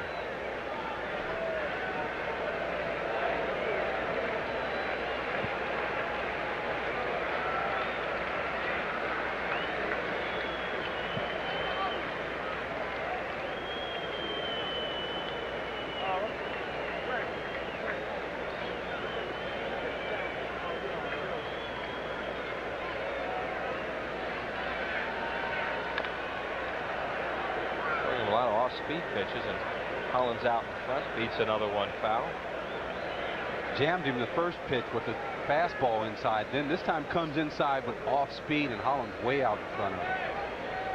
You see, he pulls the string very nicely on this, and you see Holland's just a little bit out in front. A little bit later, and it's a perfect double play ball, which is what he's shooting for.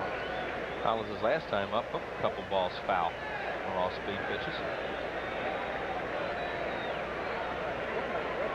Giants leading Montreal 10-2 in the 5th inning. The Giants will be here this weekend. There's a ground ball to second and through for a base hit. Here comes Dykstra around. Corey Snyder, a strong arm and late. Dykstra scores another run, his 78th of the year. Kruk stops at second, an RBI hit for Hollins. It's 3-1, Phil. Well, there you see the importance of having a runner on first base that has to be held on, because the ball's right through the hole there. Now, Hershiser in that situation pulled the string again, which allowed him to pull the ball over in the hole. And as a result, Harris was not able to get over there in time. Corey Snyder coming up with the strong throw. Dykstra had a good jump, scores easy. Surprising, Gary, is that Harris was over as far as he was with all the breaking balls that they were throwing. Well, that's a good point, Chris. I guess it was because they had to cheat for the double play. You have to do that, I think, but you want to maybe cheat a little bit with the shortstop. That ball right there was pulled in the hole, not that hard. No. You would think Harris could have had a chance to get over and get that. Phillies will take it. Dalton, the batter, 0 for 2. He's hit 2 balls to the shortstop. Hershiser starts in with a strike. They have Offerman played way over on Dalton, and it's worked for them twice tonight as he's hit 2 balls right at him. There you see the shortstop. Last time up into a double play with the bases loaded. Phillies scoring a run. Dalton rips a shot to right. Here comes Snyder. Oh, what a catch by Corey Snyder. Back to second. Oh, the Phillies got a break as Offerman doesn't hold on to the ball. Unbelievable catch by Corey Snyder. Well, I tell you, I didn't think he caught it initially. Wow. It should have been a double play. Woo, he does get that. He caught it. That's an excellent play. No, doesn't Offerman just miss this? He does. He tries to hold the bag. He got that ball. He got his glove underneath that. Nice play. Look at the throw he has to make off balance. Does a good job. Offerman just stretched too soon. Yeah, it should have been a double play, so the Phillies are alive. A great play by Corey Snyder. That was all possible by the jump he got. I mean, at the crack of the bat, you could see him breaking towards that line.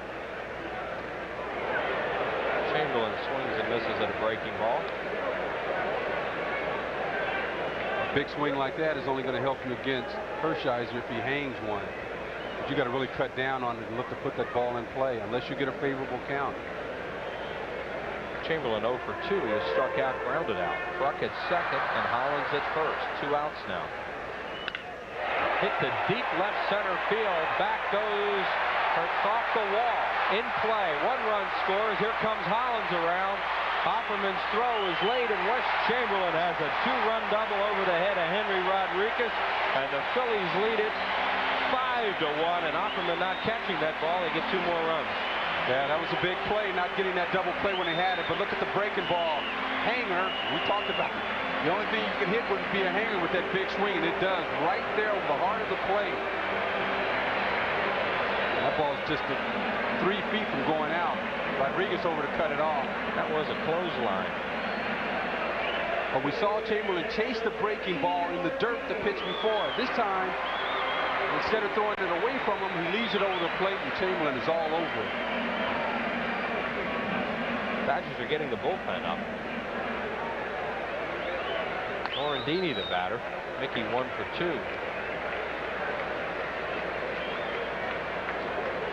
Rick Trilasek up in the bullpen, the former Toronto Blue Jay. As Ron Peronowski, the pitching, or as Tommy looks on, Ron Peronowski goes out and makes some pitching changes. 2 balls and no strikes. There is Peronowski along with Joe Ferguson. Big hit by Wes Chamberlain. Phillies have been threatening to have a couple innings tonight. And now they scored 3 in this inning. Started by Dykstra's 0-2 base hit.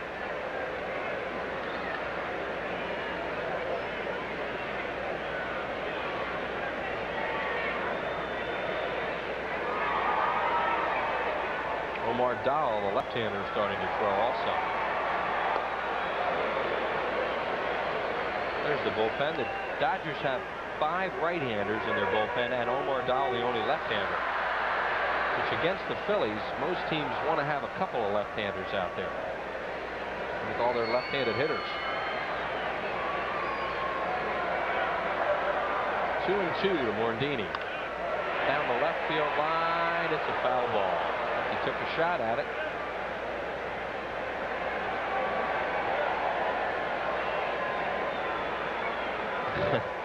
Congratulations. Nice little reward. With his Eagles hat on.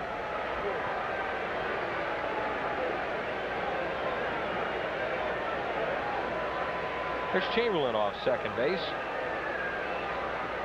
RBIs 22 and 23 for Wes on that double.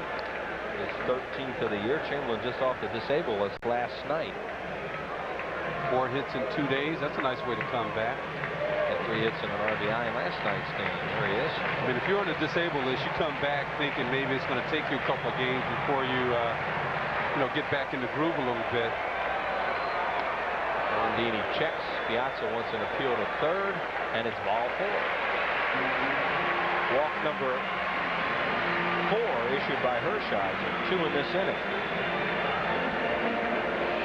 High fastball. Nope, doesn't even offer. And that'll bring up Kim Baptiste, 0 for 2. Grounded into a fielder's choice, popped up foul to first. Kim is the Phillies shortstop right now with Duncan on the disabled list. I tell you, the things that have helped the Phillies tonight are 2 mistakes. Deep to left field, down the line. This ball is off the wall. Chamberlain scores. Morandini to third. Baptiste with a double, and it's 6-1. And the Phillies have batted around here in the 5th. Well, I think there are 3 mistakes now that have been made by the Dodgers that have led to the Phillies getting the 6-1 lead. Number 3 was that hanging breaking ball he just threw to Baptiste. Number 2 was the one before that he threw to Chamberlain. And the first and the biggest mistake was there's Baptiste turning on that breaking ball that's left inside. He peppers the fence. But the number 1 mistake was Hershiser getting a ground ball back to him that he turned and threw into center field, which also led to 2 runs. Tommy Green, the batter, 0 for 2 tonight. Hershiser's lost 3 in a row. Phillies are trying to make it 4, as you see the numbers on Kim Baptiste.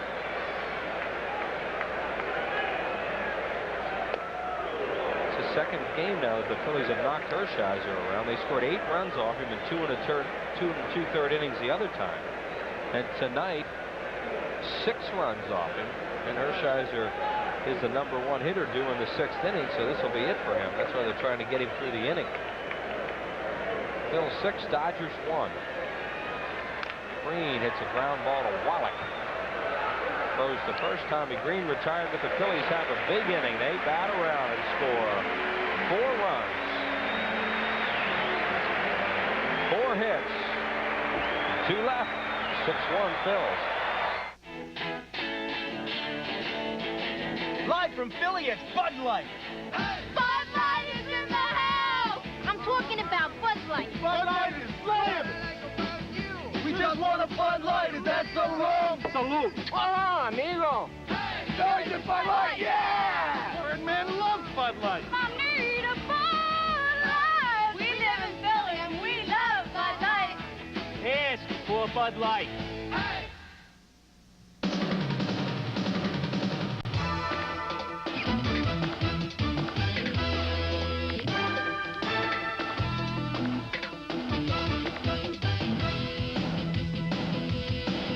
It's like having a Phillies ticket window come right to your home.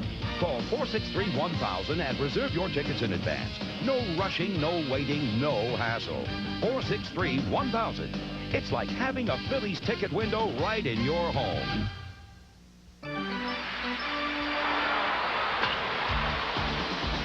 The Phillies, the Giants, the best in the East battles the best in the West. Live from the vet Thursday night at 7:30, exclusively on Prism.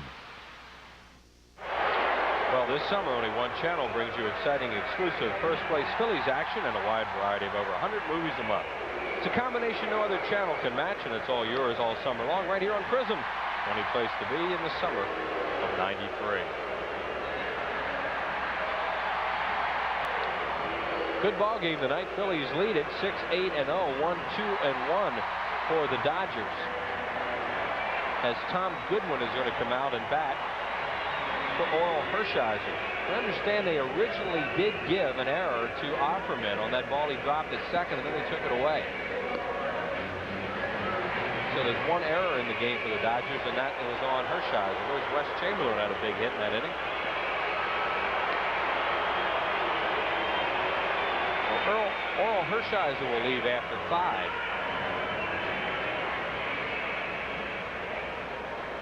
And Tom Goodwin, the batter. Goodwin, a left-handed hitter.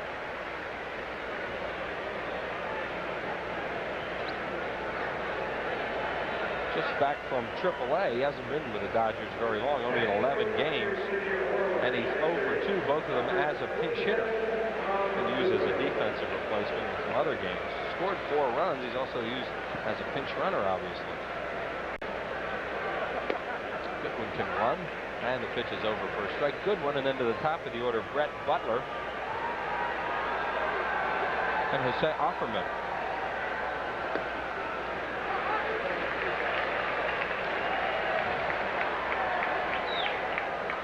Tommy Green, thus far, only 2 hits in the ball game. So, I mean, it was a big game for him. Everyone wanted to see if he'd bounce back from the bad starts he's had previously.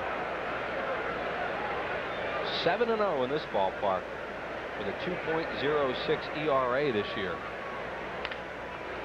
Morandini has it. Play on a couple of hops. Throws out Goodwin and scoops down that line. 1 away. See why they use him as a pinch runner. That'll bring up Brett Butler 0 for 2. He's popped up and struck out. The 2 hits off Tommy Green, a single by Hershiser and a booming home run by Mike Piazza. Cardinals won this afternoon. Phillies lead at 6.5. Beating Houston 10-4 at the Dome to win 1 out of 4. Montreal getting blown away tonight by San Francisco.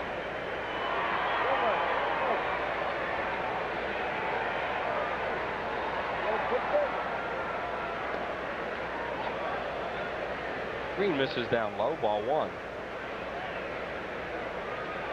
Well, if you get a shot at this defense the Phillies are playing on Butler, who normally a couple times a game will at least attempt a bunt. Just see how far Hollins is. Oh, look out. My goodness gracious.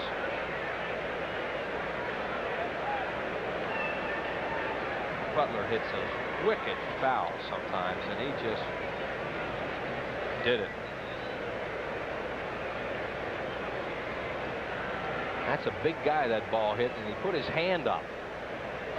And the guy's shaking his hand in the stands, and hopefully he's okay. Yeah, there he is. Lucky he didn't try and catch it in his mouth. All he's trying to do is block that baby. 2 balls and 1 strike on Butler. You see where John Kruk is playing. He's playing in at first base a little bit, but he's trying to cut off that ball that might be hit to the second baseman. Butler likes to take it right to the second baseman. 3 balls and 1 strike on Butler.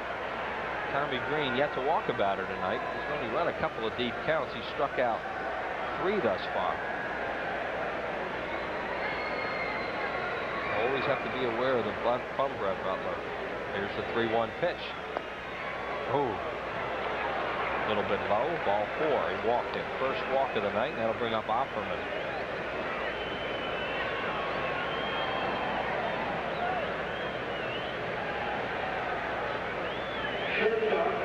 Johnny the Miners coming up after this half inning. Larry Rosen will talk to Scranton first baseman, New Jersey native Sean Ryan.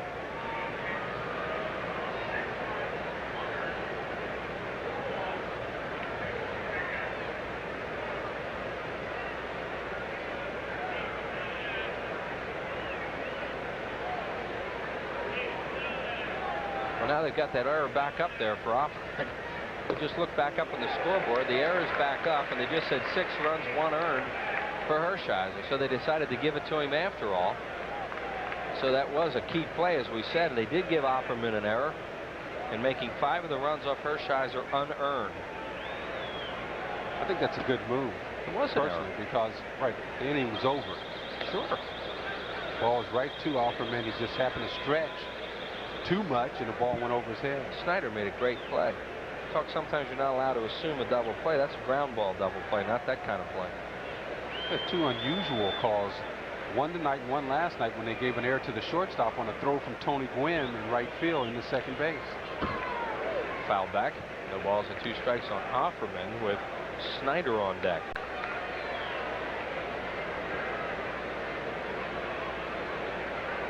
So the totals for the Dodgers now 1, 2, and 2.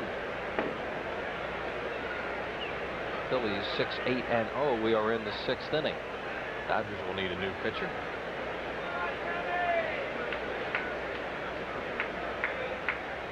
Dalton wants to go away from Offerman with a breaking ball, and he just loops it off the end of the bat into left field. Made a great pitch on him, and Offerman a base hit, the 3rd of the game for Los Angeles.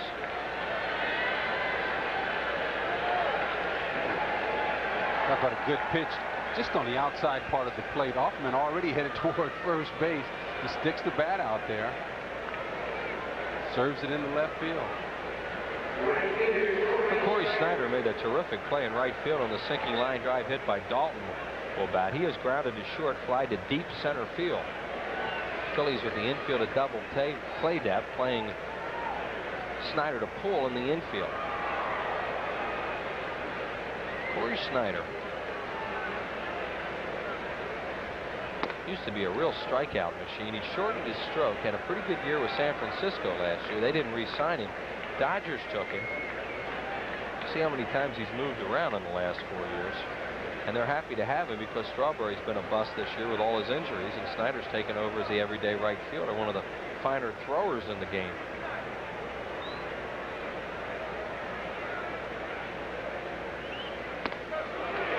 Threw that ball by him, 1-1. Good fastball. The pitch before, a hanging slider that he got away with.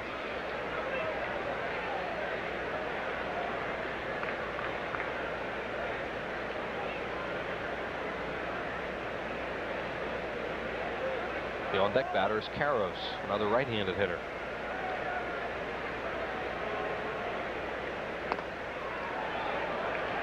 Two and one with a fastball. Inning started with Goodwin, the pinch hitter, grounding out to second, and then Tommy Green walked Butler on a 3-2 pitch and a bloop single to left by Offerman. 2 on and 1 out for the Dodgers.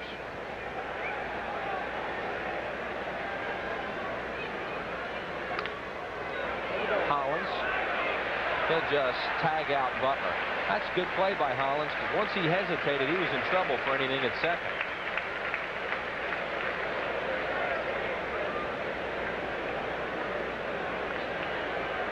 Butler wants to stop in that situation because the last thing you want to do is have him tag you as you run by and then complete the double play by going to first.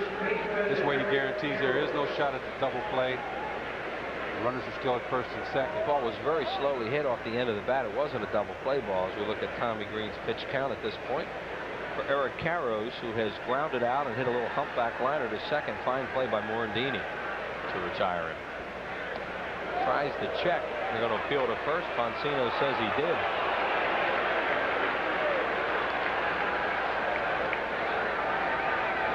He swung his body, but not the bat through the strike zone.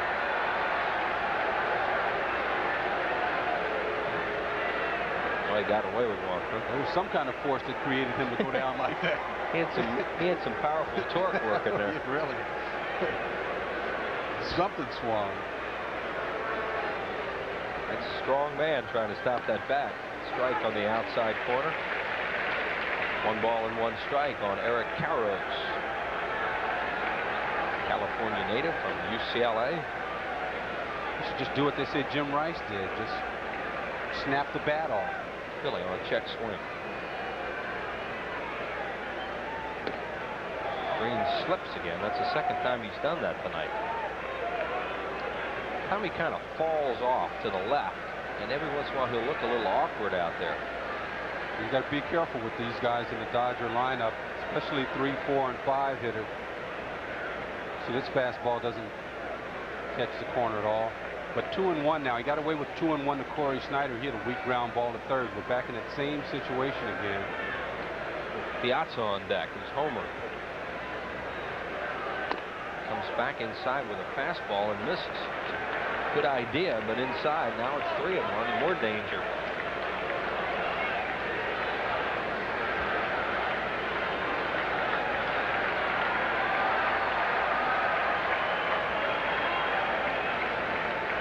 Fastball fouled away into the upper deck, so the runners will be off on the play. 3 balls and 2 strikes, and 2 outs here in the 6th. Corey Snyder from first, and Jose Offerman from second.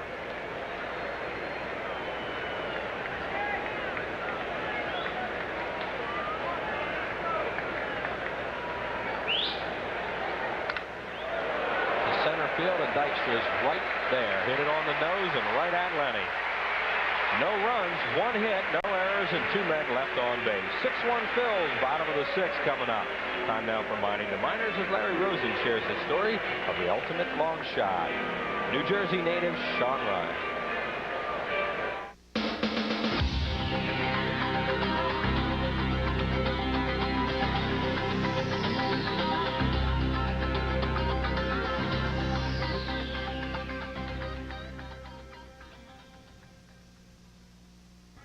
The dream remains alive for Rutgers University product Sean Ryan. A switch-hitting first baseman, Ryan has defied the odds and earned his way onto the Scranton roster at AAA. Sean was an overlooked 38th round draft choice, and while he would love to have been a bonus baby, he says there can be advantages to his route. Being a 38th round pick is definitely an underdog, there's no doubt about it. And there are quite a few underdogs that have made it big. I mean, Keith Hernandez and you know, even though Jose Canseco was a 14th rounder, that's still not exactly, you know, up there. And some people just blossom later than others. And I love being the underdog. I mean, I use it as positive energy. As long as they keep giving me the opportunity, I've succeeded in every position, you know, in every opportunity that they've given me. And as long as they keep doing it, I'll be right there.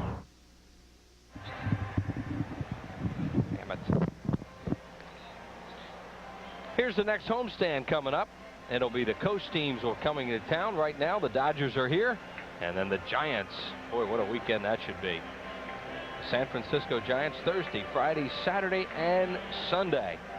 And don't miss that one. The Giants are just a high-powered scoring machine right now. They've been getting great pitching, and the Phillies are going to have them for 4 games. This is Rick Trilasek, who was with the Toronto Blue Jays in spring training. He's a sinker-slider type pitcher. Phillies saw him earlier in the season when he was here with the Dodgers. There you see the numbers on him. Of course, you touched on the Giants series coming up. About them scoring 10 runs yesterday, and Barry Bonds was 0 for 5. They're getting a lot of contribution from a lot of guys like the Phillies were early on when they were going good. Phillies had this guy at one time, as you see. Well, the Giants are having a year just like the Phillies. They've been leading most of the season. Their lead was 7 at game time today, and just like the Phillies had a 7-game lead before the Cardinals won this afternoon. Phillies 7-game lead, but they're 6 games in the loss column. Giants had a 7-game lead, 7 games in the loss column. Dykstra hits it down the line. It's a fair ball. Lenny Dykstra's on fire. Now Snyder can't come up with it, and Dykstra is going to stop at second.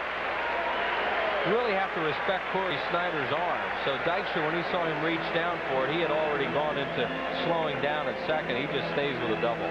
Well, Lenny's hot right now. As hot as he was cold early on. This ball, look, it lands foul, crosses the bag in fair territory. And Snyder just coming up, he knows he's going to have to hurry, tries to backhand it, but can't get it. It's a do-or-die play if he was going to try and have a shot at Lenny and couldn't make it. There you see his average up to a season-high 297. He said he's going to hit 300, and he's closing in on it. I think it was he said he was going to win a batting title. Well, yeah, I think he backed off from that one. Milt Thompson, the batter. That's Lenny's second hit of the ball game. Thompson tonight is 0 for 3 with a run scored as Dykstra leads off second. Phillies trying to add to their 6-1 lead here in the 6th inning. Trilicek sinks a ball to Thompson, who fouls it off. Trilicek's longest outing of the year was against the Phillies on May the 2nd. He pitched 3 innings. He stranded his last 13 inherited runners, so he's done a good job coming into games for the Dodgers in relief. 1 ball and 1 strike to Thompson, trying to pull the ball. Lenny Dykstra sees it bounce away from Piazza, and he moves over to third on a wild pitch.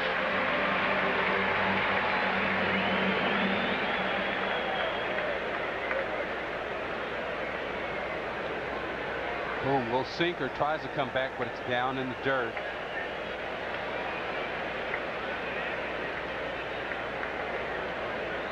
So Dykstra at third base. Dodgers will have to bring the infield all the way in. Trilicek now works from the stretch, and the pitch is up high, 3-1. The on-deck batter is Kruk. Dodger bullpen is quiet. Huge crowd here tonight for the fireworks display after the ball game. Thompson walks, ball 4.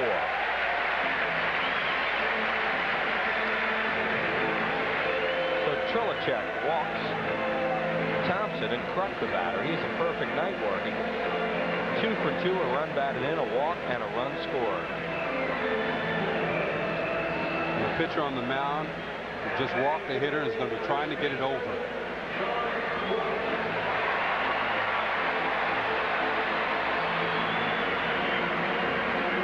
Lenny Dykstra at third, Milt Thompson at first base. Dodgers are now playing the infield at double play depth, so they'll give up a run for 2. And it's outside, ball 1, with Hollins waiting on deck.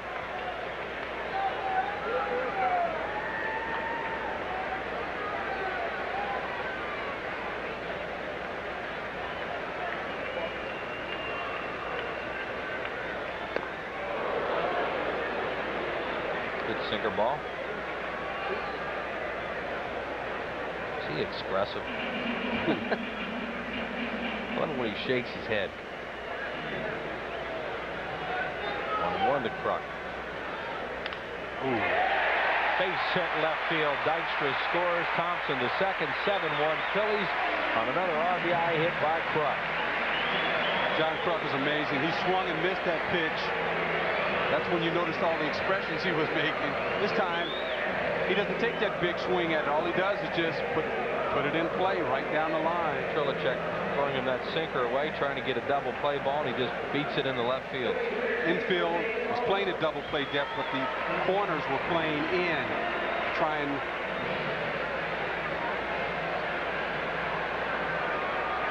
So Dave Hollins, the batter, he's on a perfect night. Also 2 for 2 with a walk, an RBI, and a run scored. And Trilicek's pitch is over for a strike. Rick Trilicek on behind Oral Hershiser. Hershiser charged with 6 runs tonight. Just one of them earned. 2 errors in the game, one by Hershiser, the other by Offerman, the shortstop.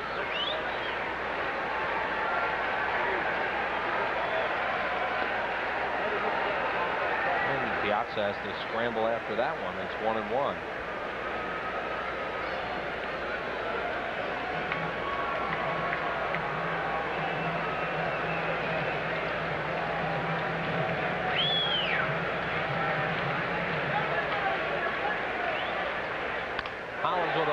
Shot to right center. Butler cuts it off. Thompson scores. Kruk to third. Hollins to second. He has 3 hits tonight, and it's 8-1 Phil.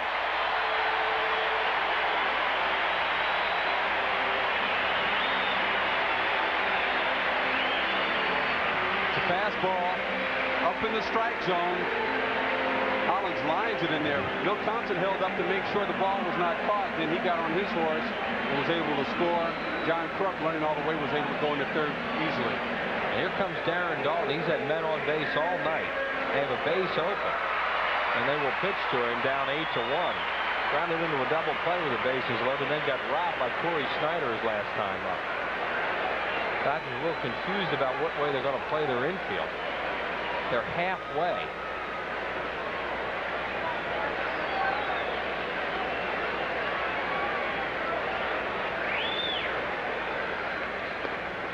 Looked like he might have, well, no, I guess he didn't cross him up. He just threw him a breaking ball. Piazza had a little trouble with it. Been a tough inning for the catcher. Says he's all right.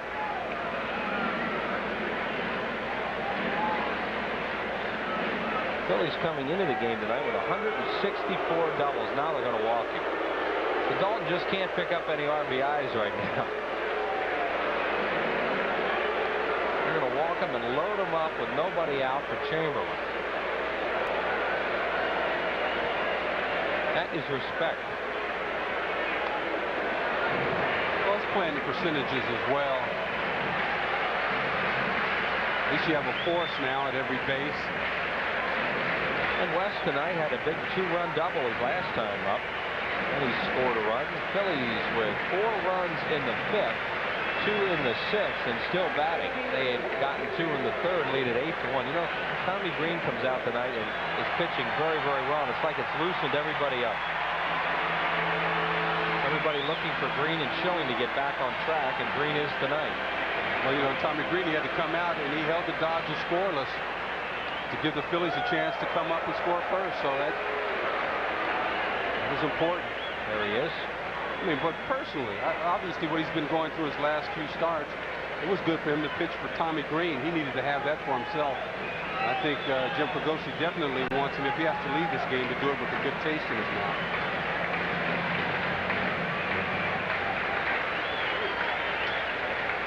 Chamberlain fouls it at the plate.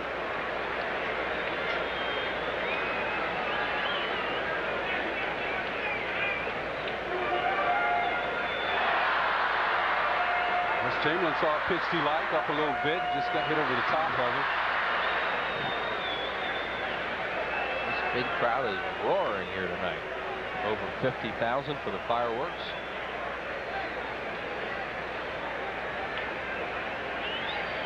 Trilicek having a tough inning.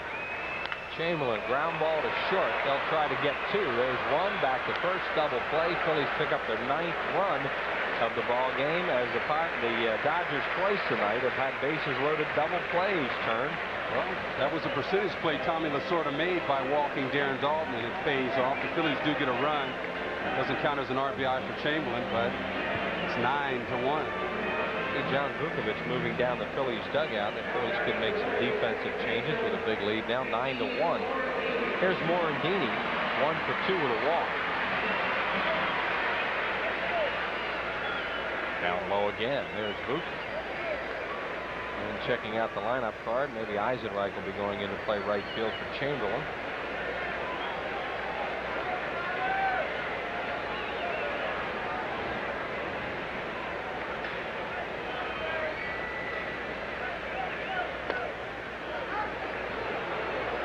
One ball and 1 strike. Tomorrow night will be Pedro Astacio, who won his first major league game against the Phillies last year out in Los Angeles against Curt Schilling, also on the comeback trail, wanting to come out and pitch a good game tomorrow night. Ramon Martinez and Terry Mulholland on Wednesday, all of them on Prism. Morandini fouls it. You know, Morandini has a tendency to chase that ball low and in, which results in hitting it off your shin quite a bit. There's Schilling right there, tomorrow night's pitcher. Still has good numbers. Well, you know, and he feels confident a little bit more, I'm sure, after Tommy Green comes out and has a good day. It's definitely contagious. That guy he's talking to has just pitched great for the Phillies lately. Ben Rivera, 5 straight wins, 9 wins for him. Must win for the Phillies last night, and Rivera got it for him. Strike 3 called, and Morandini can't believe it, as Hahn keeps having that big plate away. The Phillies in the inning pick up 3 runs on 3 hits, no errors, and 1 left.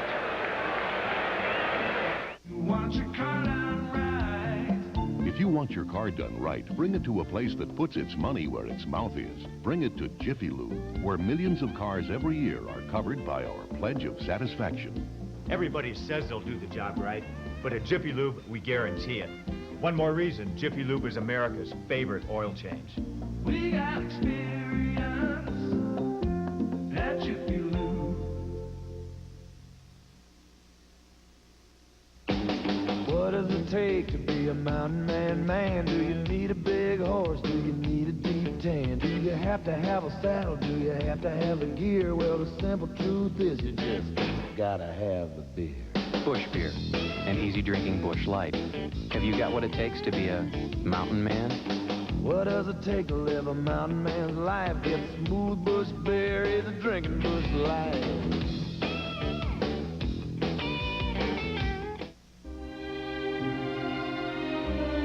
Near the end of innocence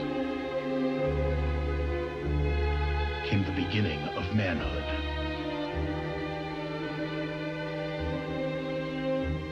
The events that shaped their lives can't help but touch yours. Under fire! A midnight clear.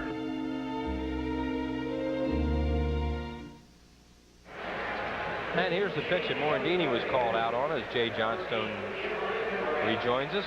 Wow. That caught the corner of the batter's box. I think Minky a little upset with that, but you see Hahn drop his indicator. Phillies, as expected, bring Jim Eisenreich in now to replace Chamberlain. West went 1 for 4 with a 2-run double. And there is Eisenreich. Very few games do the Phillies play, and he doesn't get in. There's Chamberlain back off the DL, off for the rest of the night. Phillies with a nice, comfortable 9-1 lead now for Tommy Green. well, I guess maybe that might put the rumors to bed about Tommy Green. Here he is going to the 7th inning. He's giving up 2 hits as Carlos Hernandez will come in 2 bats. He's going to hit for Piazza, so with the Phillies blowing this one open, Piazza does most of the catching. They're going to get him out of here on this hot night, and Hernandez lines a single to center on the first pitch he sees. That is hit number 4 tonight off Tommy Green. The annual Phillies Family Autograph and Auction Party is scheduled for Monday night, August the 2nd at 6 o'clock. All proceeds will benefit the ALS Association. Lots of fun that night. Autograph booths, silent live auctions, fun and games. Tickets are on sale. Call the Phils at 463-1000. We can get them right down here at the Vet, and they are limited. Tim Wallach, the batter, 0 for 2, a fly ball and a ground out. Breaking ball, swings through it. I had the opportunity to listen to you and Gary while you were chatting in the 4th, 5th, and 6th. And you know, partner, all those Dodgers shortstops from years ago must be turning over in their grave watching what's going on here. The Dodgers team has always been built on defense as this ball gets away from Dalton, and Hernandez will go to second on a wild pitch. The Dodgers really have been hurt by that shortstop position, and tonight 3 different times, as we see it one more time, as Green bounces this one and Dalton tries to get out in front of him, and it goes off his shin guard. What do you think? Yeah, it really didn't hurt him until he dropped that ball at second on Corey Snyder's throw. The other ones he got away with. Well, how about being out in short center field on Hollins's double when he should have been at second base waiting for the relay throw? 1 ball and 1 strike to Wallach.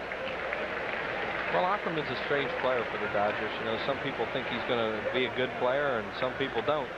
And obviously, you're not on his side. I didn't say I wasn't on his side. I'm just saying maybe it might be a good time for him to move to a different club, start all over again. You know, you make 40 errors a year. It's time to take up watering the flowers or something. Tommy Green misses outside. It's 2 balls and 2 strikes. There he is. Jay's favorite Dodgers shortstop. No, I'm not. I think the kid has a lot of ability, but you know, you've seen players that have played for teams. We had a player here earlier, Juan Bell, just could not play for the Phillies. They had to move him, and he's playing well. Deep right center field. Eisenreich is there at the track, makes the play, and Hernandez will tag and head over to third base. There's 1 out. The frustrating part for the Dodgers is that they had a chance to get Ozzie Smith about 3 years ago. They were being offered Ozzie Smith and really didn't have to give up much for him, but well, that's the way those things go, you know. And there's the man that's suffering right now and going. Pete Dodgers last year led all of baseball in the world in errors. This year they're playing much better. Actually, their team is much better this year defensive-wise, with additions of Reed and Wallach. But and Corey Snyder, that play he made in right field, fabulous catch. So they're a much better defensive team this year. Henry Rodriguez, the batter, 0 for 2 with a strikeout and a fly ball. Fouls it out of play. Tommy and Ron Peronowski, the pitching coach, talking over. Ricky Trilicek is on right now. Doesn't it look like George Goebel sitting next to Lasorda? Remember the George Goebel show? Rodriguez fouls it off. Look at it. That could be a reincarnation of George Goebel. Look at that. Calls himself lonesome. Roger McDowell starting to loosen up. Now there's one of your favorite players. That's a good guy right there. He will make you laugh. Yes, he will. And a nice guy to have on a club, too. Rogers pitching really well for the Dodgers, too. 1 ball and 2 strikes. There's Tommy Green at 100 pitches. We are in the 7th inning with 1 out. 100 pitches. Oh, my God. They probably ought to they better get him out of there, according to them talk show hosts we listen to. Whew. Thompson can't come up with it, and a run will score. Dykstra into second with the throw, and that will be a double for Henry Rodriguez. Nice backing up by Dykstra. Now that's a mark of a good center fielder. You see the left fielder coming in, you know he's going to leave his feet. Now watch Dykstra circle around behind just in case the ball gets behind Thompson. It does, and it's even deflected a different way, but Dykstra's able to play deep enough and circle around far enough back that he's able to cut that ball off. That's just a good play by a hustling center fielder. Lenny Harris, the batter, he is 0 for 2 tonight. Dave Hansen moves into the on-deck circle to bat for Trilicek. And David West starting to loosen up for the Phillies.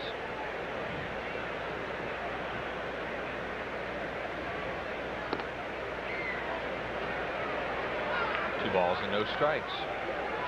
Hey, happy birthday to Vincent Forella. He's the bartender in Core State Superbox, having his 32nd birthday today. So happy birthday, Vincent. Harris takes it over for a strike. 2-1. The Dodgers need base runners. That was their second run that just scored. Phillies lead at 9-2. We're in the 7th. Rodriguez on at second with a double, his second of the year.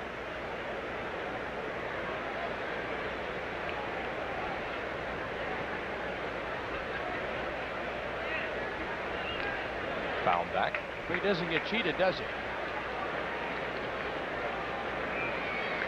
Mentioned how bad the Dodgers were defensive-wise last year. This year, the Dodgers are playing even better than the Phillies. They've only made 62 errors on the year. Of those 62, of course, the shortstop has made 21 of them. And they've turned 69 double plays, more than the Phillies have turned.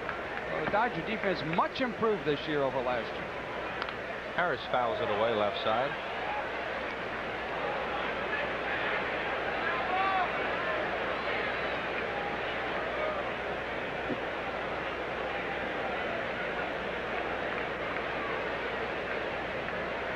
Balls and 2 strikes now on Lenny Harris. High with a fastball. Now it's 3-2. Oh, by the way, I did some checking, partner, down in the tunnel.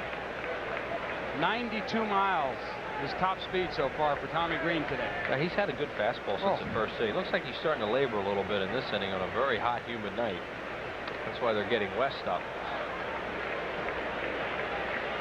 Well, he misses outside to Harris. That's walk number 2 issued by Green, and that'll bring up the pinch hitter Dave Hansen as the Phil's bench looks on. It's one of those strength-sapping nights. Very, very hot and humid, and it will be like this all week. Hansen batting at .286, and as a pinch hitter, 8 for 25 with a homer and 8 runs batted, and he's done a good job for Lasorda's troops. Well, Dave Hansen really thought that he had the third base job this year. In fact, he played pretty good last year, and Dodgers were happy with him, but they had an opportunity to pick up Tim Wallach, and of course they went out and made the deal, and that basically regulated Hansen to pinch hitting and spot time playing. 1 ball and no strikes on him. On deck is Butler. At 8 for 25 is a .320 average for him as a pinch hitter. He's batting for Trilicek. Swing and a miss. Actually, a foul tip held on to by Dalton. Phillies will be charged with 3 runs on 3 hits. He walked 2, one of them intentional, in 1 inning of relief work for the Dodgers behind Oral Hershiser, the starter.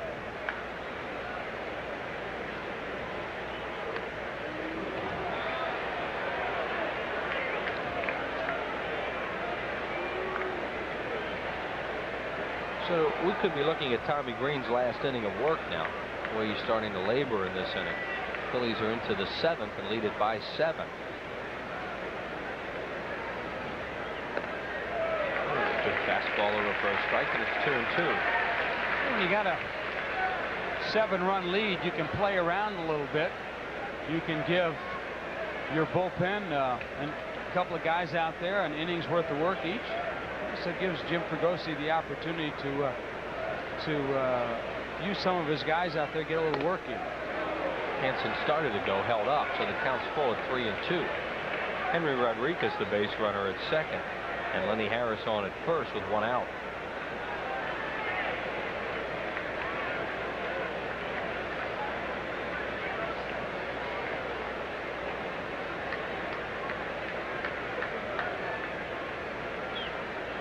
Fastball hit to right field. Eisenreich can't get it. He blocks it, and the bases are loaded.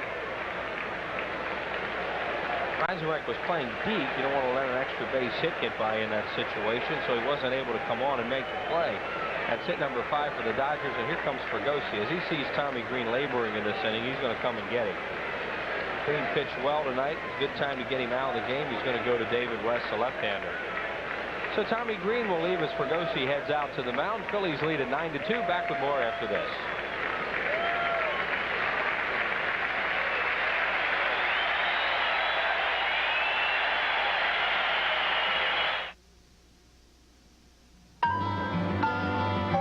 Yeah, how far away do you think I can get in 72 hours?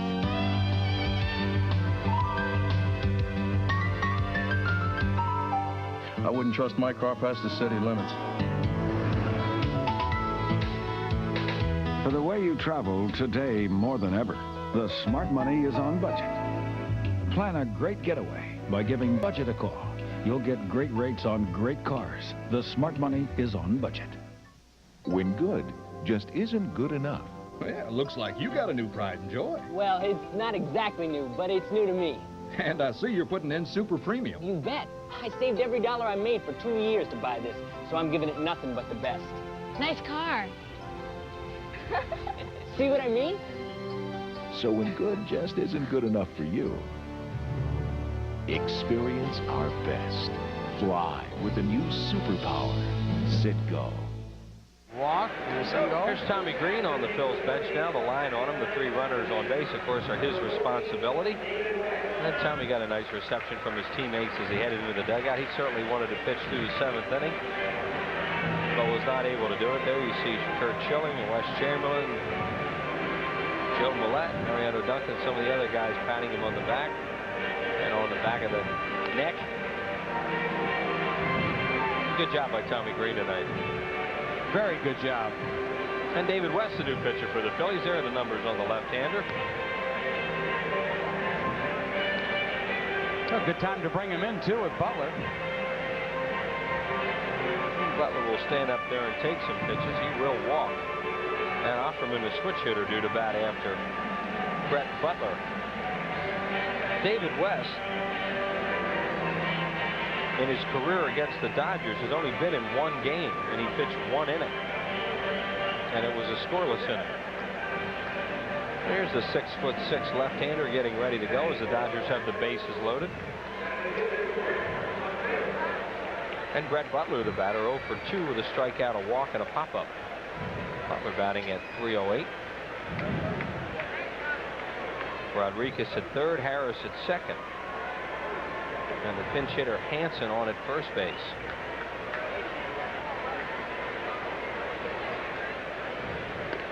And Butler takes all the way, and it's over for a strike call.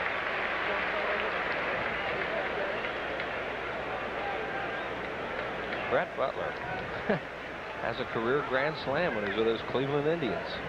That's when the wind was really blowing out there. Butler's not going to hit a whole lot of homers. That is not his game. And Butler got time from Bill Hahn just as West was ready to fire.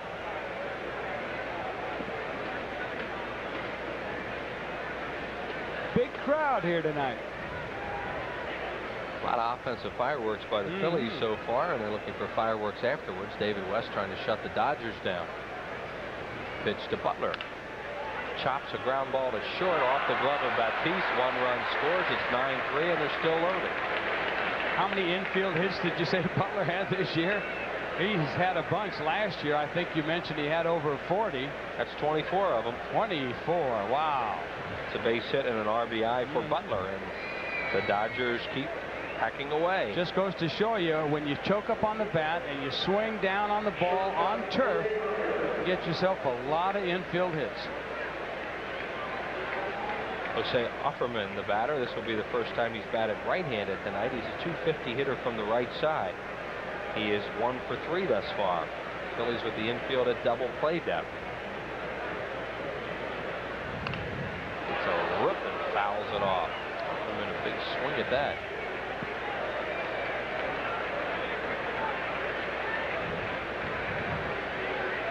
That run charge to Tommy Green. Still 2 more out there, his responsibility.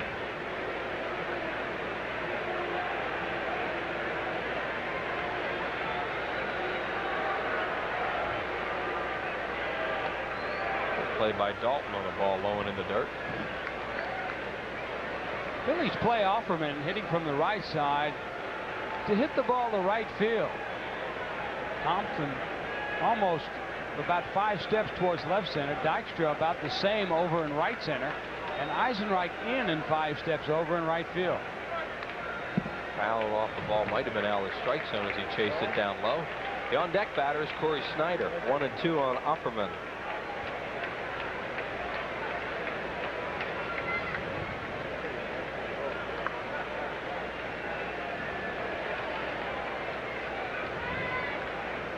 Made a key error in the ball game tonight, allow some unearned runs to score. 1-2 pitch on the way. Ground ball to first. Kruk is going to get an out at second. That's all they'll get. The Dodgers will get another run, and it's 9-4 as Offerman grounds into a fielder's choice and picks up RBI number 30, tying his career high set last year. And the Dodgers with runners at the corners now and 2 outs. Offerman kind of late on that swing. The ball right at Kruk. Kruk makes a good decision to go and get the lead runner at second base. And Butler keeping the force in order. And keep the force in order. So Snyder, the batter, 0 for 3. As we mentioned, those are Tommy Green's runs, and the runner at third base is his responsibility. Doesn't matter about the runs. He wants to pick up a win tonight for the ball club. Personal stuff can go right out the window when you're trying to win a division. Well, certainly, and you know the Phillies know that the Cardinals won this afternoon. They got a chance to see that game on television. So this is in a way an important game for them. They want to get off the series right with the Dodgers. And if you look at the last 14 series the Dodgers have played, they've won 10, split 2, and tied 2. Snyder, I say split 2, lost 2, and tied 2. 1 ball and 1 strike on Corey Snyder. David West on for Green. Dodgers have pushed across 3 here in the 7th inning. It's a 9-4 game in favor of the Phillies.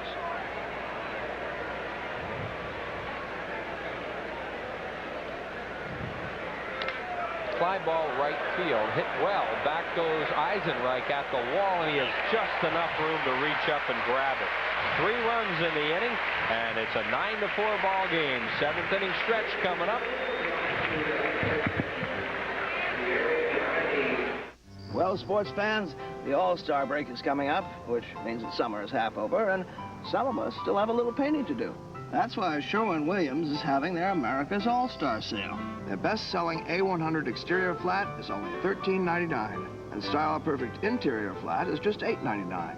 The sale's over July 31st, so you better hustle. We both got a lot of work to do. Yeah, you're right, Judd. There's no beach traffic. Easy. I went out. There's a Coke machine. Man, I'm so hot. You certainly are. Hot as in sweaty. Hey, so crank on the AC. Air conditioning is for the weak like yourself. I'm sticking to the seat like yourself. That dog is Don't. moving faster than we are. All you guys ever do is complain. Your shoes are pretty. Could someone please fan me? No. Coca-Cola, anyone? Yay! Thank you, Alan, for serving a purpose in my life for the first time. Well, You're very welcome. Hello, I'm Dick Vermeil. Do you know the latest word in drinking during pregnancy? Drinking 6 or more drinks a day can cause the severe abnormalities of fetal alcohol syndrome. Just 1 or 2 drinks a day at the start of pregnancy can affect the growth of the fetus in more subtle ways. Hey kids, if you love the Fanatic like we do, Prism wants to give you the chance to be the Fanatic special pal at the August 14th Phillies-Mets game.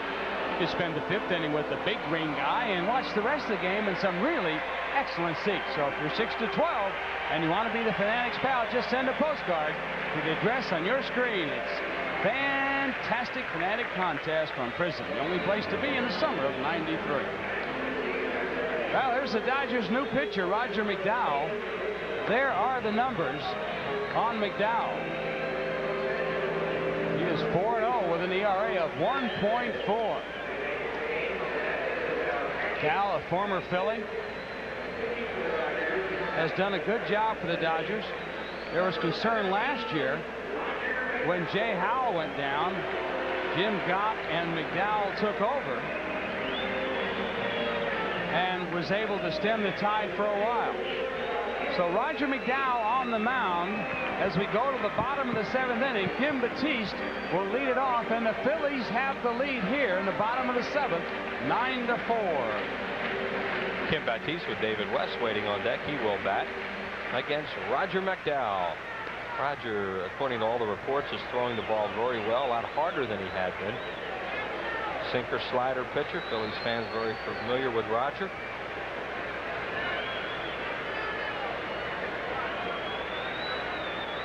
There's that hard sinker ball. Yeah, the reports, Chris, were that McDowell had got into a situation where he was throwing the ball a little more out from like the 3/4 area, and he was kind of losing that good snap, not getting the sinker. Peronowski got him back on top of the ball, from what we've heard, and his ball is really moving down out of the strike zone. There's a good breaking ball. So he picked that good sinker back up from getting his arm more on top. And he strikes out Kim Batiste, the first batter he faces. I will show you the motion right over the top, and you can see that ball. He also has a split finger pitch. Roger pitching very well. He's allowed 2 earned runs in his last 23 1/3 innings. That's a 0.77 ERA in 19 outings. David West, a good hitting pitcher with 2 hits, including a center field double. Swings and misses at a sinker ball. Wow, look at the break on that sinker ball.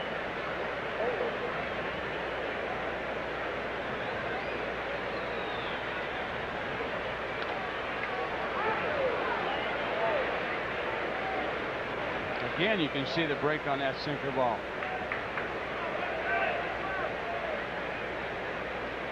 West up plate, batting left-handed, has seen 2 terrific sinker balls, and West knows he's a sinker ball pitcher himself. 1 ball and 2 strikes on West with Lenny Dykstra waiting on deck.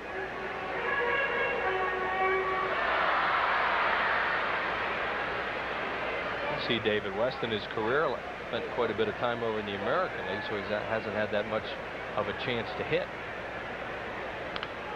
Foul away left side. Dykstra, the on-deck batter, has had another huge night. He scored 3 more runs. You remember, McDowell was traded to the Dodgers for Mike Hartley and outfielder Braulio Castillo back in July of 1991. And then Mike Hartley was traded for David West. 1 ball and 2 strikes to West. Off the end of the bat, a line drive on 1 hop to the shortstop Offerman. Throws out West. 2 up and 2 down here in the 7th inning. West did a pretty good job for not being at the plate too much, getting the bat on that ball. And here comes Lenny. What a night he's had. He now has 79 runs scored. 2 hits and 3 at bats, and he's also walked. And his average at .297, a season high for the dude.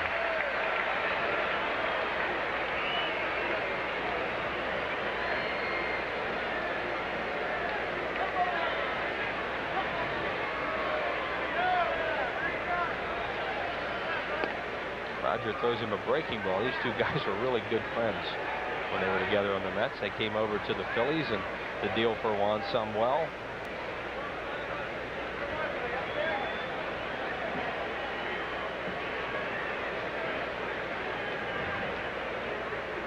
There's another one.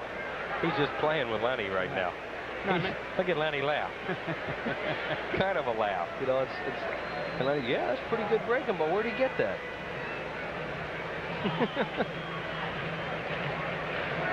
Hernandez, the new catcher. Then he throws the sinker away.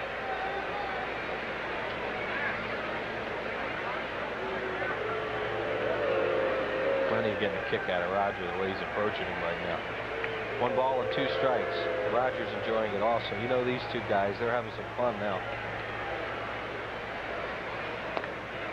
And he misses. You know, the point we were making earlier about the fact that Dykstra was 63 walks, 97 hits. You put them together, that's getting on 160 times. Now, we mentioned that the league leader in National League with hits is Roberto Clemente with 102. I'm sorry, Roberto Kelly.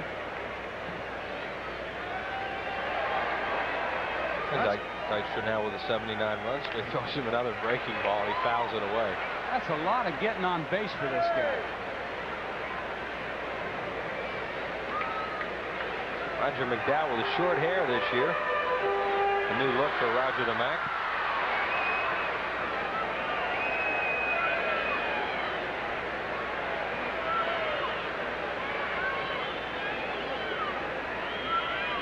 Roger now 32 years of age, born in Cincinnati. And he got it. Struck out Lenny Dykstra, and he gets the Phillies 1-2-3 in the 7th. No runs, no hits, no errors, and nobody left. 9-4 Phils through 7. Mountain man survival skills.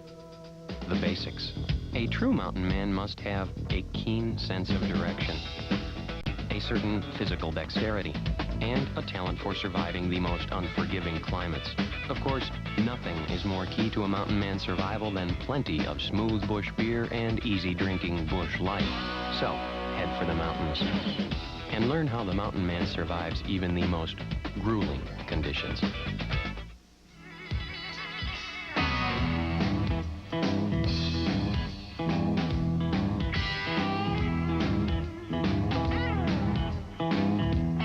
Gun protectant. Nothing works better on your car's leather, vinyl, and rubber. It can turn just about anything into a great-looking car. Nice car. What, this pile of junk? Give it the gun with Son of a Gun. Son of a Gun and one-step tire care. Now available at Pep Boys. Recently, an object was sighted. It was big. It was just big. Too big to measure with the human eye. They say it could show up anywhere. Whoa! Did you see that? Pizza Hut! Bigfoot from Pizza Hut.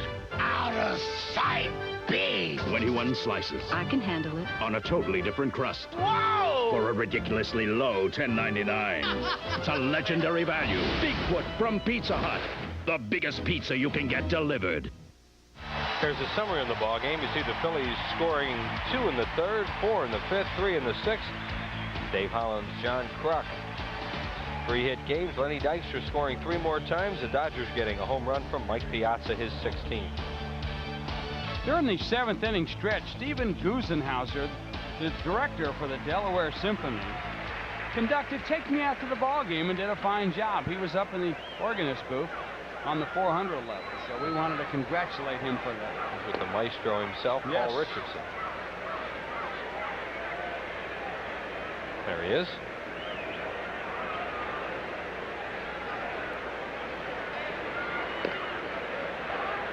Eric Karros, the batter, he is 0 for 3. Karros, Hernandez, the catcher, who replaced Piazza, and then Tim Wallach. 3 right-handed batters to follow face David West here in the 8th inning. Strike call.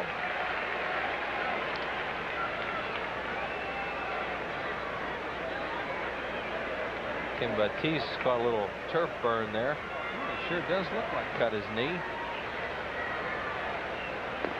Maybe he got it sliding. 2 balls and 1 strike now on Karros. You know, as much as Dykstra slides and dives in the outfield, it's a wonder that he's just not one big burn on that body of his.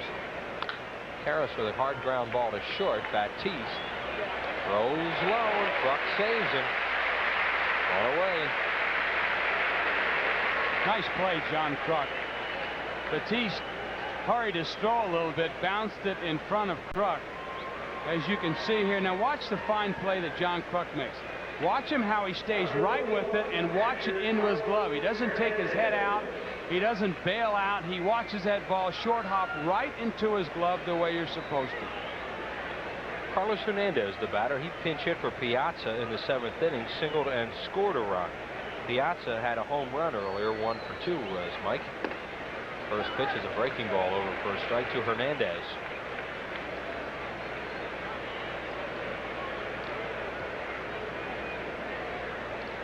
On deck batter is Wallach. Great play, Kruk. West is there. Got it. What a play by the Krucker. Hope he's all right. Hit that ground hard.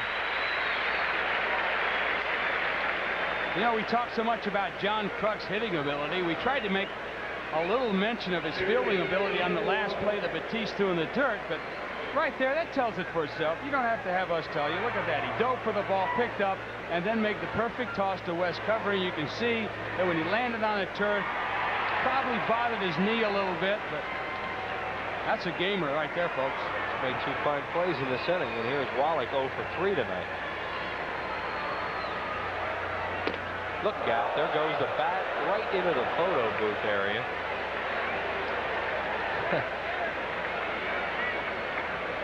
And the bat boy to get out and get it. I bet he got a close-up of that one. Wow, that's... Well, you had some guys scuffling on that one, didn't you? This cameraman had got their attention. Yes. Wallach's going to go over for a little rosin, pine tar, and that gives us a chance to tell you about Dream Week.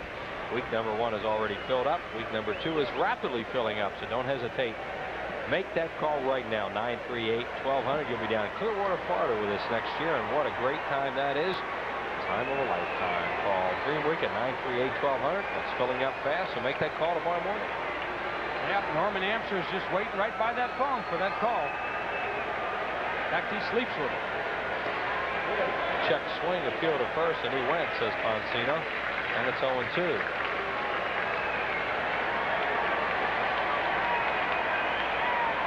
crowd getting fired up for the fireworks right now. They're doing the wave again. Phillies have given them a good show tonight. David West pitch on the way to Wallach. Is a swing and a miss. He struck him out. 1, 2, 3 go the Dodgers. In the 8th inning, no runs, no hits, no errors, and nobody left. To the bottom of the 8th, 9-4 Phillies. Can Texaco System 3 gasolines help reduce an engine's filthy deposits? You know, it's no illusion. System 3 helps make filthy deposits. What are y'all doing? Oh, disappear. where's my car? All it took was System 3, and now my Bronco takes off like my Thunderbird. System 3 really whipped those filthy deposits. Well, I love it when she talks like that. When it comes to performance, in cars both new and old, you can count on every grade of Texaco System 3. Where's my car? Who's your favorite Philly? Darren Dalton? No. Lenny Dykstra? Terry Mulholland? Well, who is it? Everyone loves the Phillies, and every kid loves the Fanatic. If you're 6 to 12 years old, you could be the Fanatic's special pal at the August 14th Phillies-Mets game. You'll spend the 5th inning with the big green guy, and you'll get really excellent seats for the rest of the game. Send a postcard with your name, address, telephone number, and age to this address. It's a fantastic, fun-filled contest just for kids from your Fanatic friends at Prism. St. Louis Cardinals are going to be here July 27th, 28th, and 29th. Should be a great series, so get your tickets now and be sure to watch it on Prism. It's the rematch you've all been waiting for. The only place you can see it is on Prism. All 3 games are that important. Phillies series, and then tomorrow night we'll be on with Mike Piazza and the Los Angeles Dodgers. Larry Rose's pregame show at 7 and the ball game at 7:30. Left-hander Omar Dahl coming into the ball game. Fastball, curveball, slider. Likes to keep the breaking ball away from the left-hand batter. And he will try and run the fastball in under the hands. On the right-handers, likes to sink it away and then bring that slider down and in, like Terry Mulholland. Omar Dahl, the only left-hander in Tommy Lasorda's bullpen, not even in spring training with them this year. He is 6'3", 160-pounder. 21 years of age, born in Maracaibo, Venezuela. Dahl pitched at Albuquerque and San Antonio last year. And as Jay said, is basically a breaking ball pitcher. Roger McDowell with 1 strong inning and 2 strikeouts. Hershiser charged with 6 runs and Trilicek with 3. 9-4 Phils. We go to the bottom of the 8th inning, and Milt Thompson, the batter. Milt tonight has scored a couple of runs. He is 0 for 3 with a walk. He'll be followed by Kruk and then Hollins.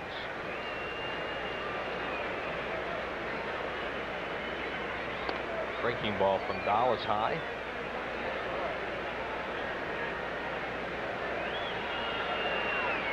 Omar Dahl's last outing was yesterday at Montreal. He won the ball game with a 1/3 of an inning pitched.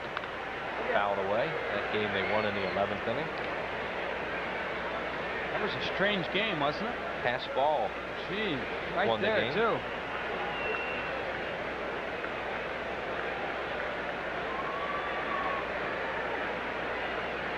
Phillies have seen Dahl 3 other times pitch a total of 5 innings. He's 0-1 against the Phils, with an earned run average of 3.60. A little comebacker to him on 1 hop. Throws him out, 1 away.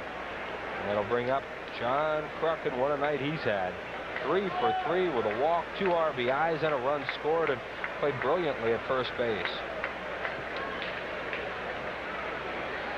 John Kruk at game time was at 3:45, and you see now he's at 3:52.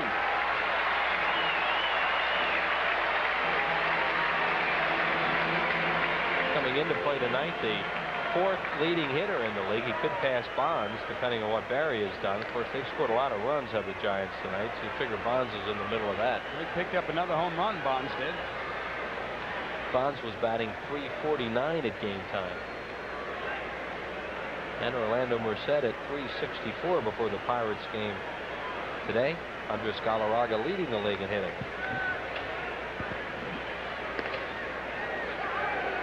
Dahl gets it over, and it's 0-2 to Kruk.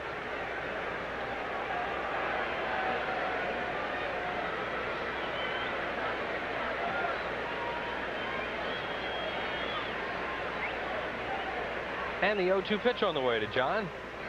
Misses inside. He turns the ball over, throws a little bit of a screwball once in a while. Good breaking ball.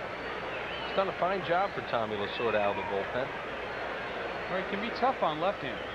His slider's a little bit more of a sweeping slider. I think he actually prefers using that pitch more to a left-hander than the curveball. Blowing in the dirt. 9 runs, 11 hits, and no errors for the Phillies. 4-7-2 Los Angeles in the bottom of the 8th inning in game number 1 of this 3-game series. Breaking ball, and he got it. Kruk walks away. Strikeout for Omar Dahl, his first. John looking for something else. You can tell that. You can see how he looked for something inside. Breaking ball breaks right down back over the center of the plate. John knew it. Said goodbye to Bill Hahn, the umpire, and went back to the dugout. Dave Holland's working on a perfect night. He's raised his average 9 points. Knocked in a couple runs. He now has 53 on the year. Batting right-handed for the first time tonight, where he's a .333 hitter. His other at-bats tonight, all left-handed. Breaking ball misses high, ball 1. What was that feeling when you saw him back in the lineup about 2 weeks earlier than they expected, and he got the base hit to drive in a run against St. Louis? Well, we were shocked that night when he was ready to go in St. Louis. Is that amazing? Yeah, and then he got a big hit in the one game the Phillies won. Mm-hmm. Fouled away. Phillies really didn't think he'd be back until after the All-Star break, realistically. And he's feeling his way right now and having a good ball game tonight. Well, they were talking 4 weeks minimum and the possibility of maybe 6. And here's a guy, what, 15 days later? Hello, I want to play. Boy, give me a bunch of guys like that. 1 ball and 1 strike now on Dave Hollins. with Darren Dalton on deck. 2 outs, nobody on base here in the 8th.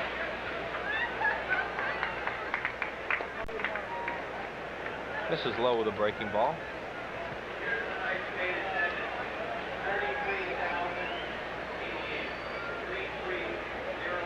They're announcing the attendance at 33,088 because of the huge exchange. There are over 55,000 in the ballpark tonight, but a lot of people did exchange their tickets from Friday night and use them for the fireworks tonight. Which was a terrific gesture by the Phillies to do that because of the long rain delay and the length of the both games in a doubleheader. Dave Hollins 1 for 2 off Dahl this year. Chops one towards short. Offerman throws him out. That'll do it. The Phillies gone in order here in the 8th inning. No runs, no hits, no errors, and nobody left on base. 9-4 Phils, and we're heading for the 9th. In a game rich with traditions, Sherwin-Williams has created one of its own by preserving and protecting the national shrines of our national pastime. This is the paint of the pros, and it's the choice of millions of fans at home. And while your town may not have a big league ballpark in it, it does have a big league paint store. The pros know. Ask Sherwin-Williams.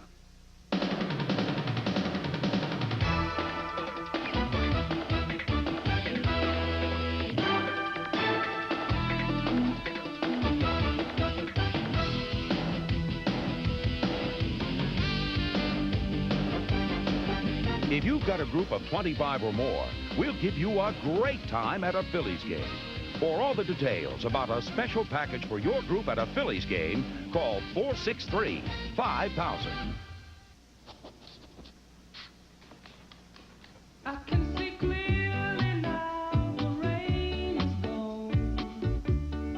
I can see all obstacles in my way.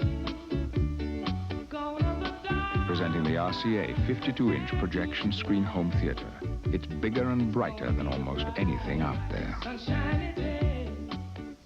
RCA Home Theater products at Bryn Mawr Stereo, where we sell Goosebumps. Here's your National League scoreboard. Finals today, Cincinnati over Pittsburgh. Cardinals behind Donovan Osborne's 7th win. Florida and Atlanta 6-6. Gary Sheffield's at number 13. John Burkett, who is this guy? Going for his Major League leading 13th win tonight. San Diego putting the Mets away, and Chicago leading Colorado. Into the American League, where Texas beat Milwaukee, Cleveland and Oakland earlier today. There you see the second game of that doubleheader. Cleveland leading it. Chicago over Toronto. Minnesota beating Detroit. Baltimore over Kansas City. And those other games are just about ready to get underway out on the West Coast. Juan Gonzalez won that game for Texas today with a 2-run homer, his 21st home run of the year. That guy is a bona fide bomber. Yes, he is. Henry Rodriguez is going to lead it off. David West trying to complete this ball game. Broken bat. There goes the barrel. Eisenreich chases it down, and Eisenreich's there. The barrel bounced into the stands. And it looks like everybody's okay over there as the guy has a barrel of that bat, and there's one out here in the 9th inning. That's called getting in your kitchen. West got in. Rodriguez's kitchen. The ball went out to medium right. Watch the bat. As you can see it, Rodriguez still is holding onto the handle, and luckily the bat bounces after one hop into the lower section of the stands there, but nobody was hurt. And Mike Sharperson is going to come out now and bat for Lenny Harris. Sharperson batting at 171 with a homer and 4 runs batted in. And Mitch Webster is on deck to bat for the pitcher Dahl. This is a nice outing for West, getting some work in. He could go 2 2/3 if he finishes this game. Would not be eligible for a save. He'll fall a third of an inning short.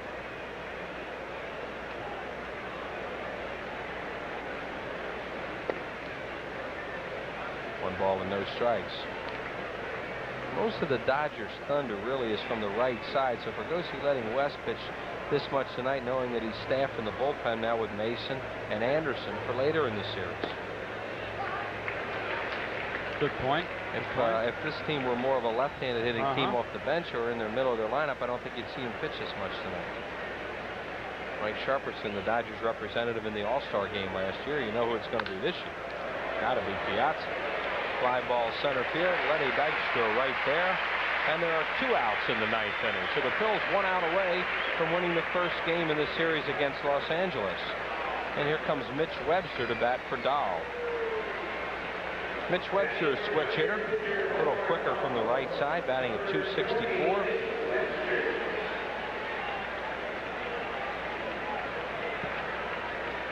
Webster, right-handed at .308, a left-handed batter. He's .239, former Cub, former Indian, former Expo. Mitch Webster, 2 outs, nobody on base. And he gets a base hit to right field, right off his thumbs. He'll take it. Yes, he will. That's a pinch hit for Webster. That's right. That's his 4th pinch hit on the year. Hasn't done too well in that department. Looks like a line drive in the box score tomorrow.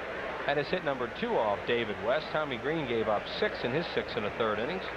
Green charged with all 4 runs. Tommy pitched well tonight. Walked 2, struck out 3. Looked like he ran out of gas in the 7th inning on this very hot, humid night. Brett Butler, the batter. He is 0 for, check that, 1 for 3. He had an infield hit his last time up off West and knocked in a run, his 29th of the year. He bunts, and it's foul. And John Kruk slipped right on his tail and is still sitting out there. He's looking at Morandini, and Morandini was laughing his head off, and John was saying a few things to himself, and there he goes again. One of those nights, you know. He made a little quick move to head for the bag, and down he went. And Dave Hollins is on him now from 3rd base. Hollins doesn't say a whole lot, but he'll get on Kruk. Good fastball and a swing and a miss. West hasn't walked anybody. He has struck out 1. The Phillies a strike away from getting this one over with and letting the fireworks begin and giving Jim Fragosi's ball club another win. It would be their 55th win of the year and their 31st at home against 13 losses. And keep their lead at 7 over the Cardinals. And Butler fouls it away. He is always tough to strike out.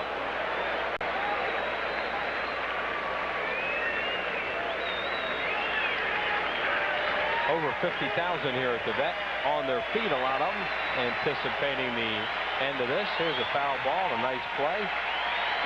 And one fan loses his balance and heads onto the field. Butler takes it high, ball 1.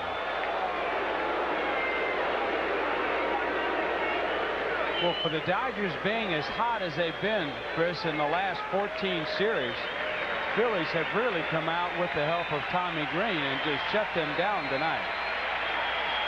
Here's the 1-2 to Brett Butler. High, 2-2. And West overthrowing a little bit now. Looks like trying to get this one over with. David sensing the moment is at hand. What a good job this guy's done for the Phillies this year. Padres with that little bemused look. Here we go. Oh, where was that? All the strikes Hans called tonight. That's amazing. 3-2. Well, you be the judge, folks. Bring them up. A little high, I guess. 3-2.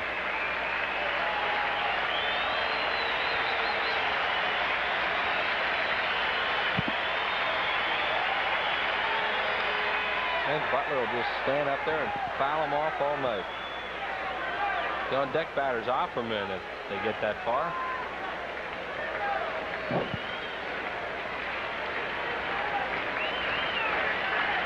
Mitch Williams getting a little work in, just in case. 3 balls, 2 strikes to Butler. The pitch. Ground ball is short. This ought to, Tatis boots it. He's struggling out there. Butler has great speed, and he hurried, and he didn't have to hurry as much as he did, so that'll be an error on the shortstop, and the game's still going.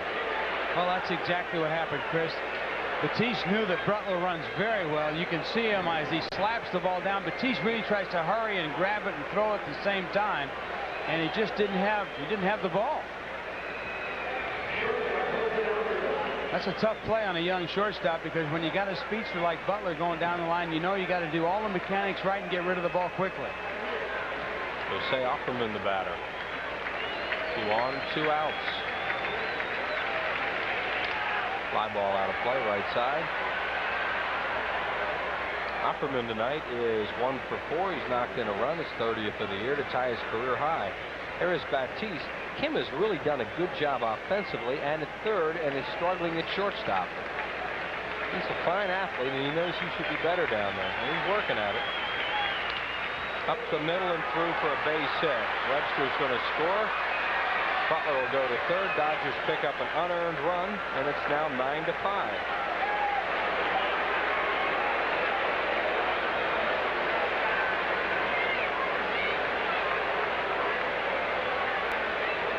Here's the pitch by West. Set it right down the middle, and Offerman, a 3-hop ground ball, base hit up the middle, and Johnny Padres is going to have a little conversation with David West about this. Well, this technically is a save situation. The Phillies are not going to bring Williams in, because Padres wouldn't do that, because the tying run is on deck. Not a save situation for West, of course, because he allowed the runners to reach base. So here is Corey Snyder, who is 0 for 4. Snyder has power. He's hit 6 homers. This one should be easier than it is.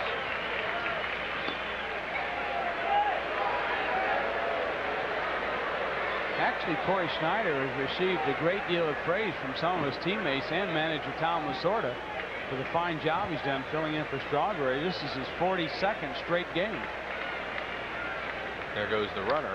Fly ball right field. Eisenreich's there, and let the fireworks begin. The Phillies win the ball game by a score of 9-5, as David West does a good job behind Tommy Green. And the Phillies have won their 55th game of the year. And Jim Fragosi's managerial record is now 4 over 500. 2 hours and 53 minutes as David West gets the congratulations of his teammates. Final score again, the Phillies 9 and the Dodgers 5. Back for more right after this. This car is equipped with just about every safety device available today. Like safety glass, airbag, seat and shoulder belts. And the Nationwide Insurance Company fought for every one of them. Unfortunately, the safety device that saves the most lives was ignored. No, thanks. I'm driving. Your Nationwide insurance agent urges you not to drink and drive. Kids 14 and under get a really neat mesh jersey free. Compliments of Model Sporting Goods when the Phillies take on Barry Bonds. Will Clark and the Giants Sunday, July 11th at 1:35. Call 463-1000. In the summer of '93, only one channel will bring you exciting, fist-pumping, first-place Phillies action. And over 100 star-studded, critically acclaimed, blockbuster, commercial-free movies. Prism, the only channel with exclusive Phillies home games and over 100 movies a month. It's the only place to be in the summer of '93.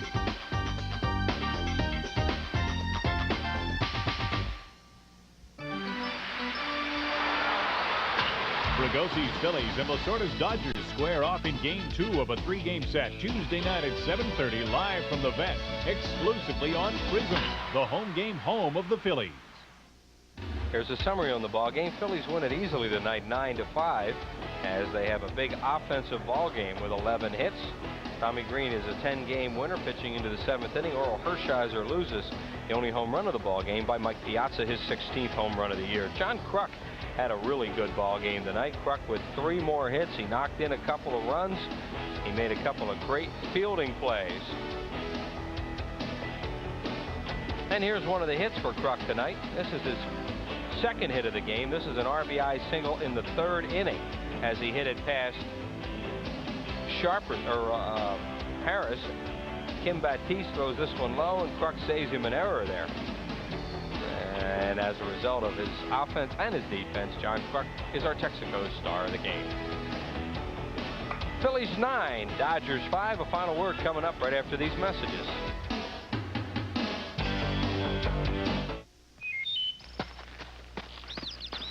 Hazy sunshine this afternoon, high close to yesterday's 96 downtown.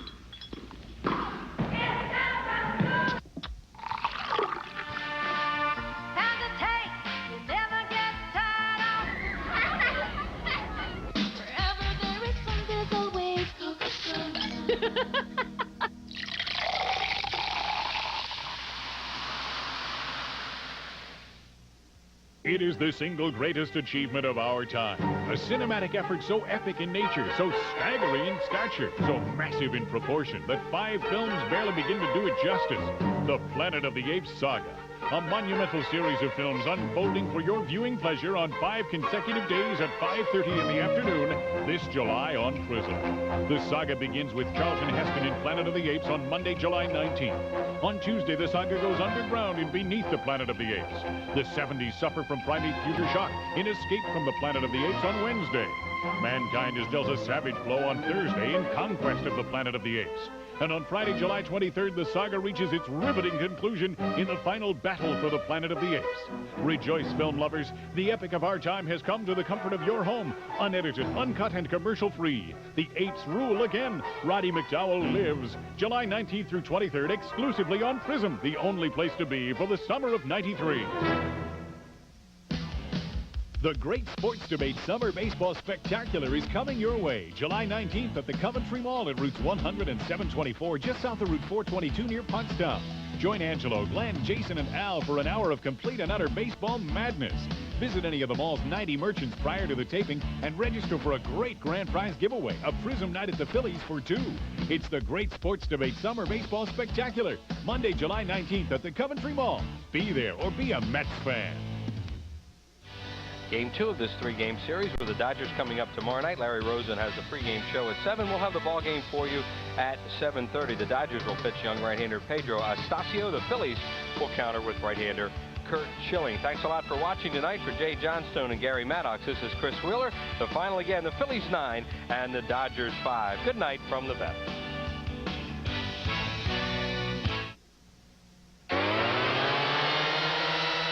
Phillies baseball has been brought to you by Smooth Bush Beer, an easy drink at Bush Light. Head for the mountains of Bush.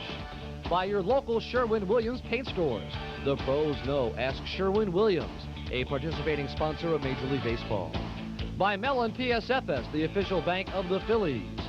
By Bella, Pennsylvania Yellow Pages. No other book can match it, a Bell Atlantic company. Save up to $5 by joining Texaco's Frequent Fueler Club. Visit your local participating Texaco location for all the details. Texaco's star on the American road. By Coca-Cola, it's always Coca-Cola. By Cento Fine Italian Foods, the company that says trust your family with our family.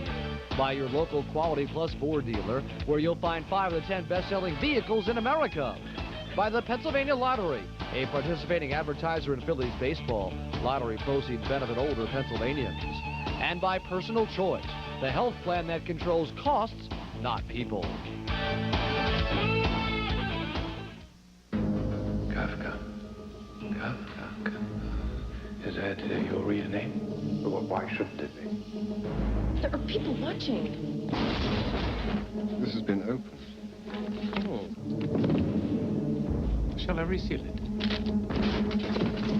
I understand you fancy yourself as a writer. You should find a more athletic hobby.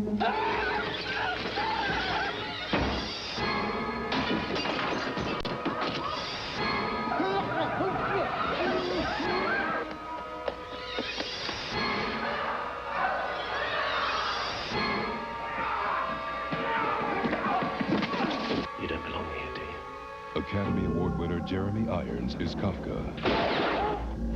To solve a mystery, he will enter a nightmare. Kafka,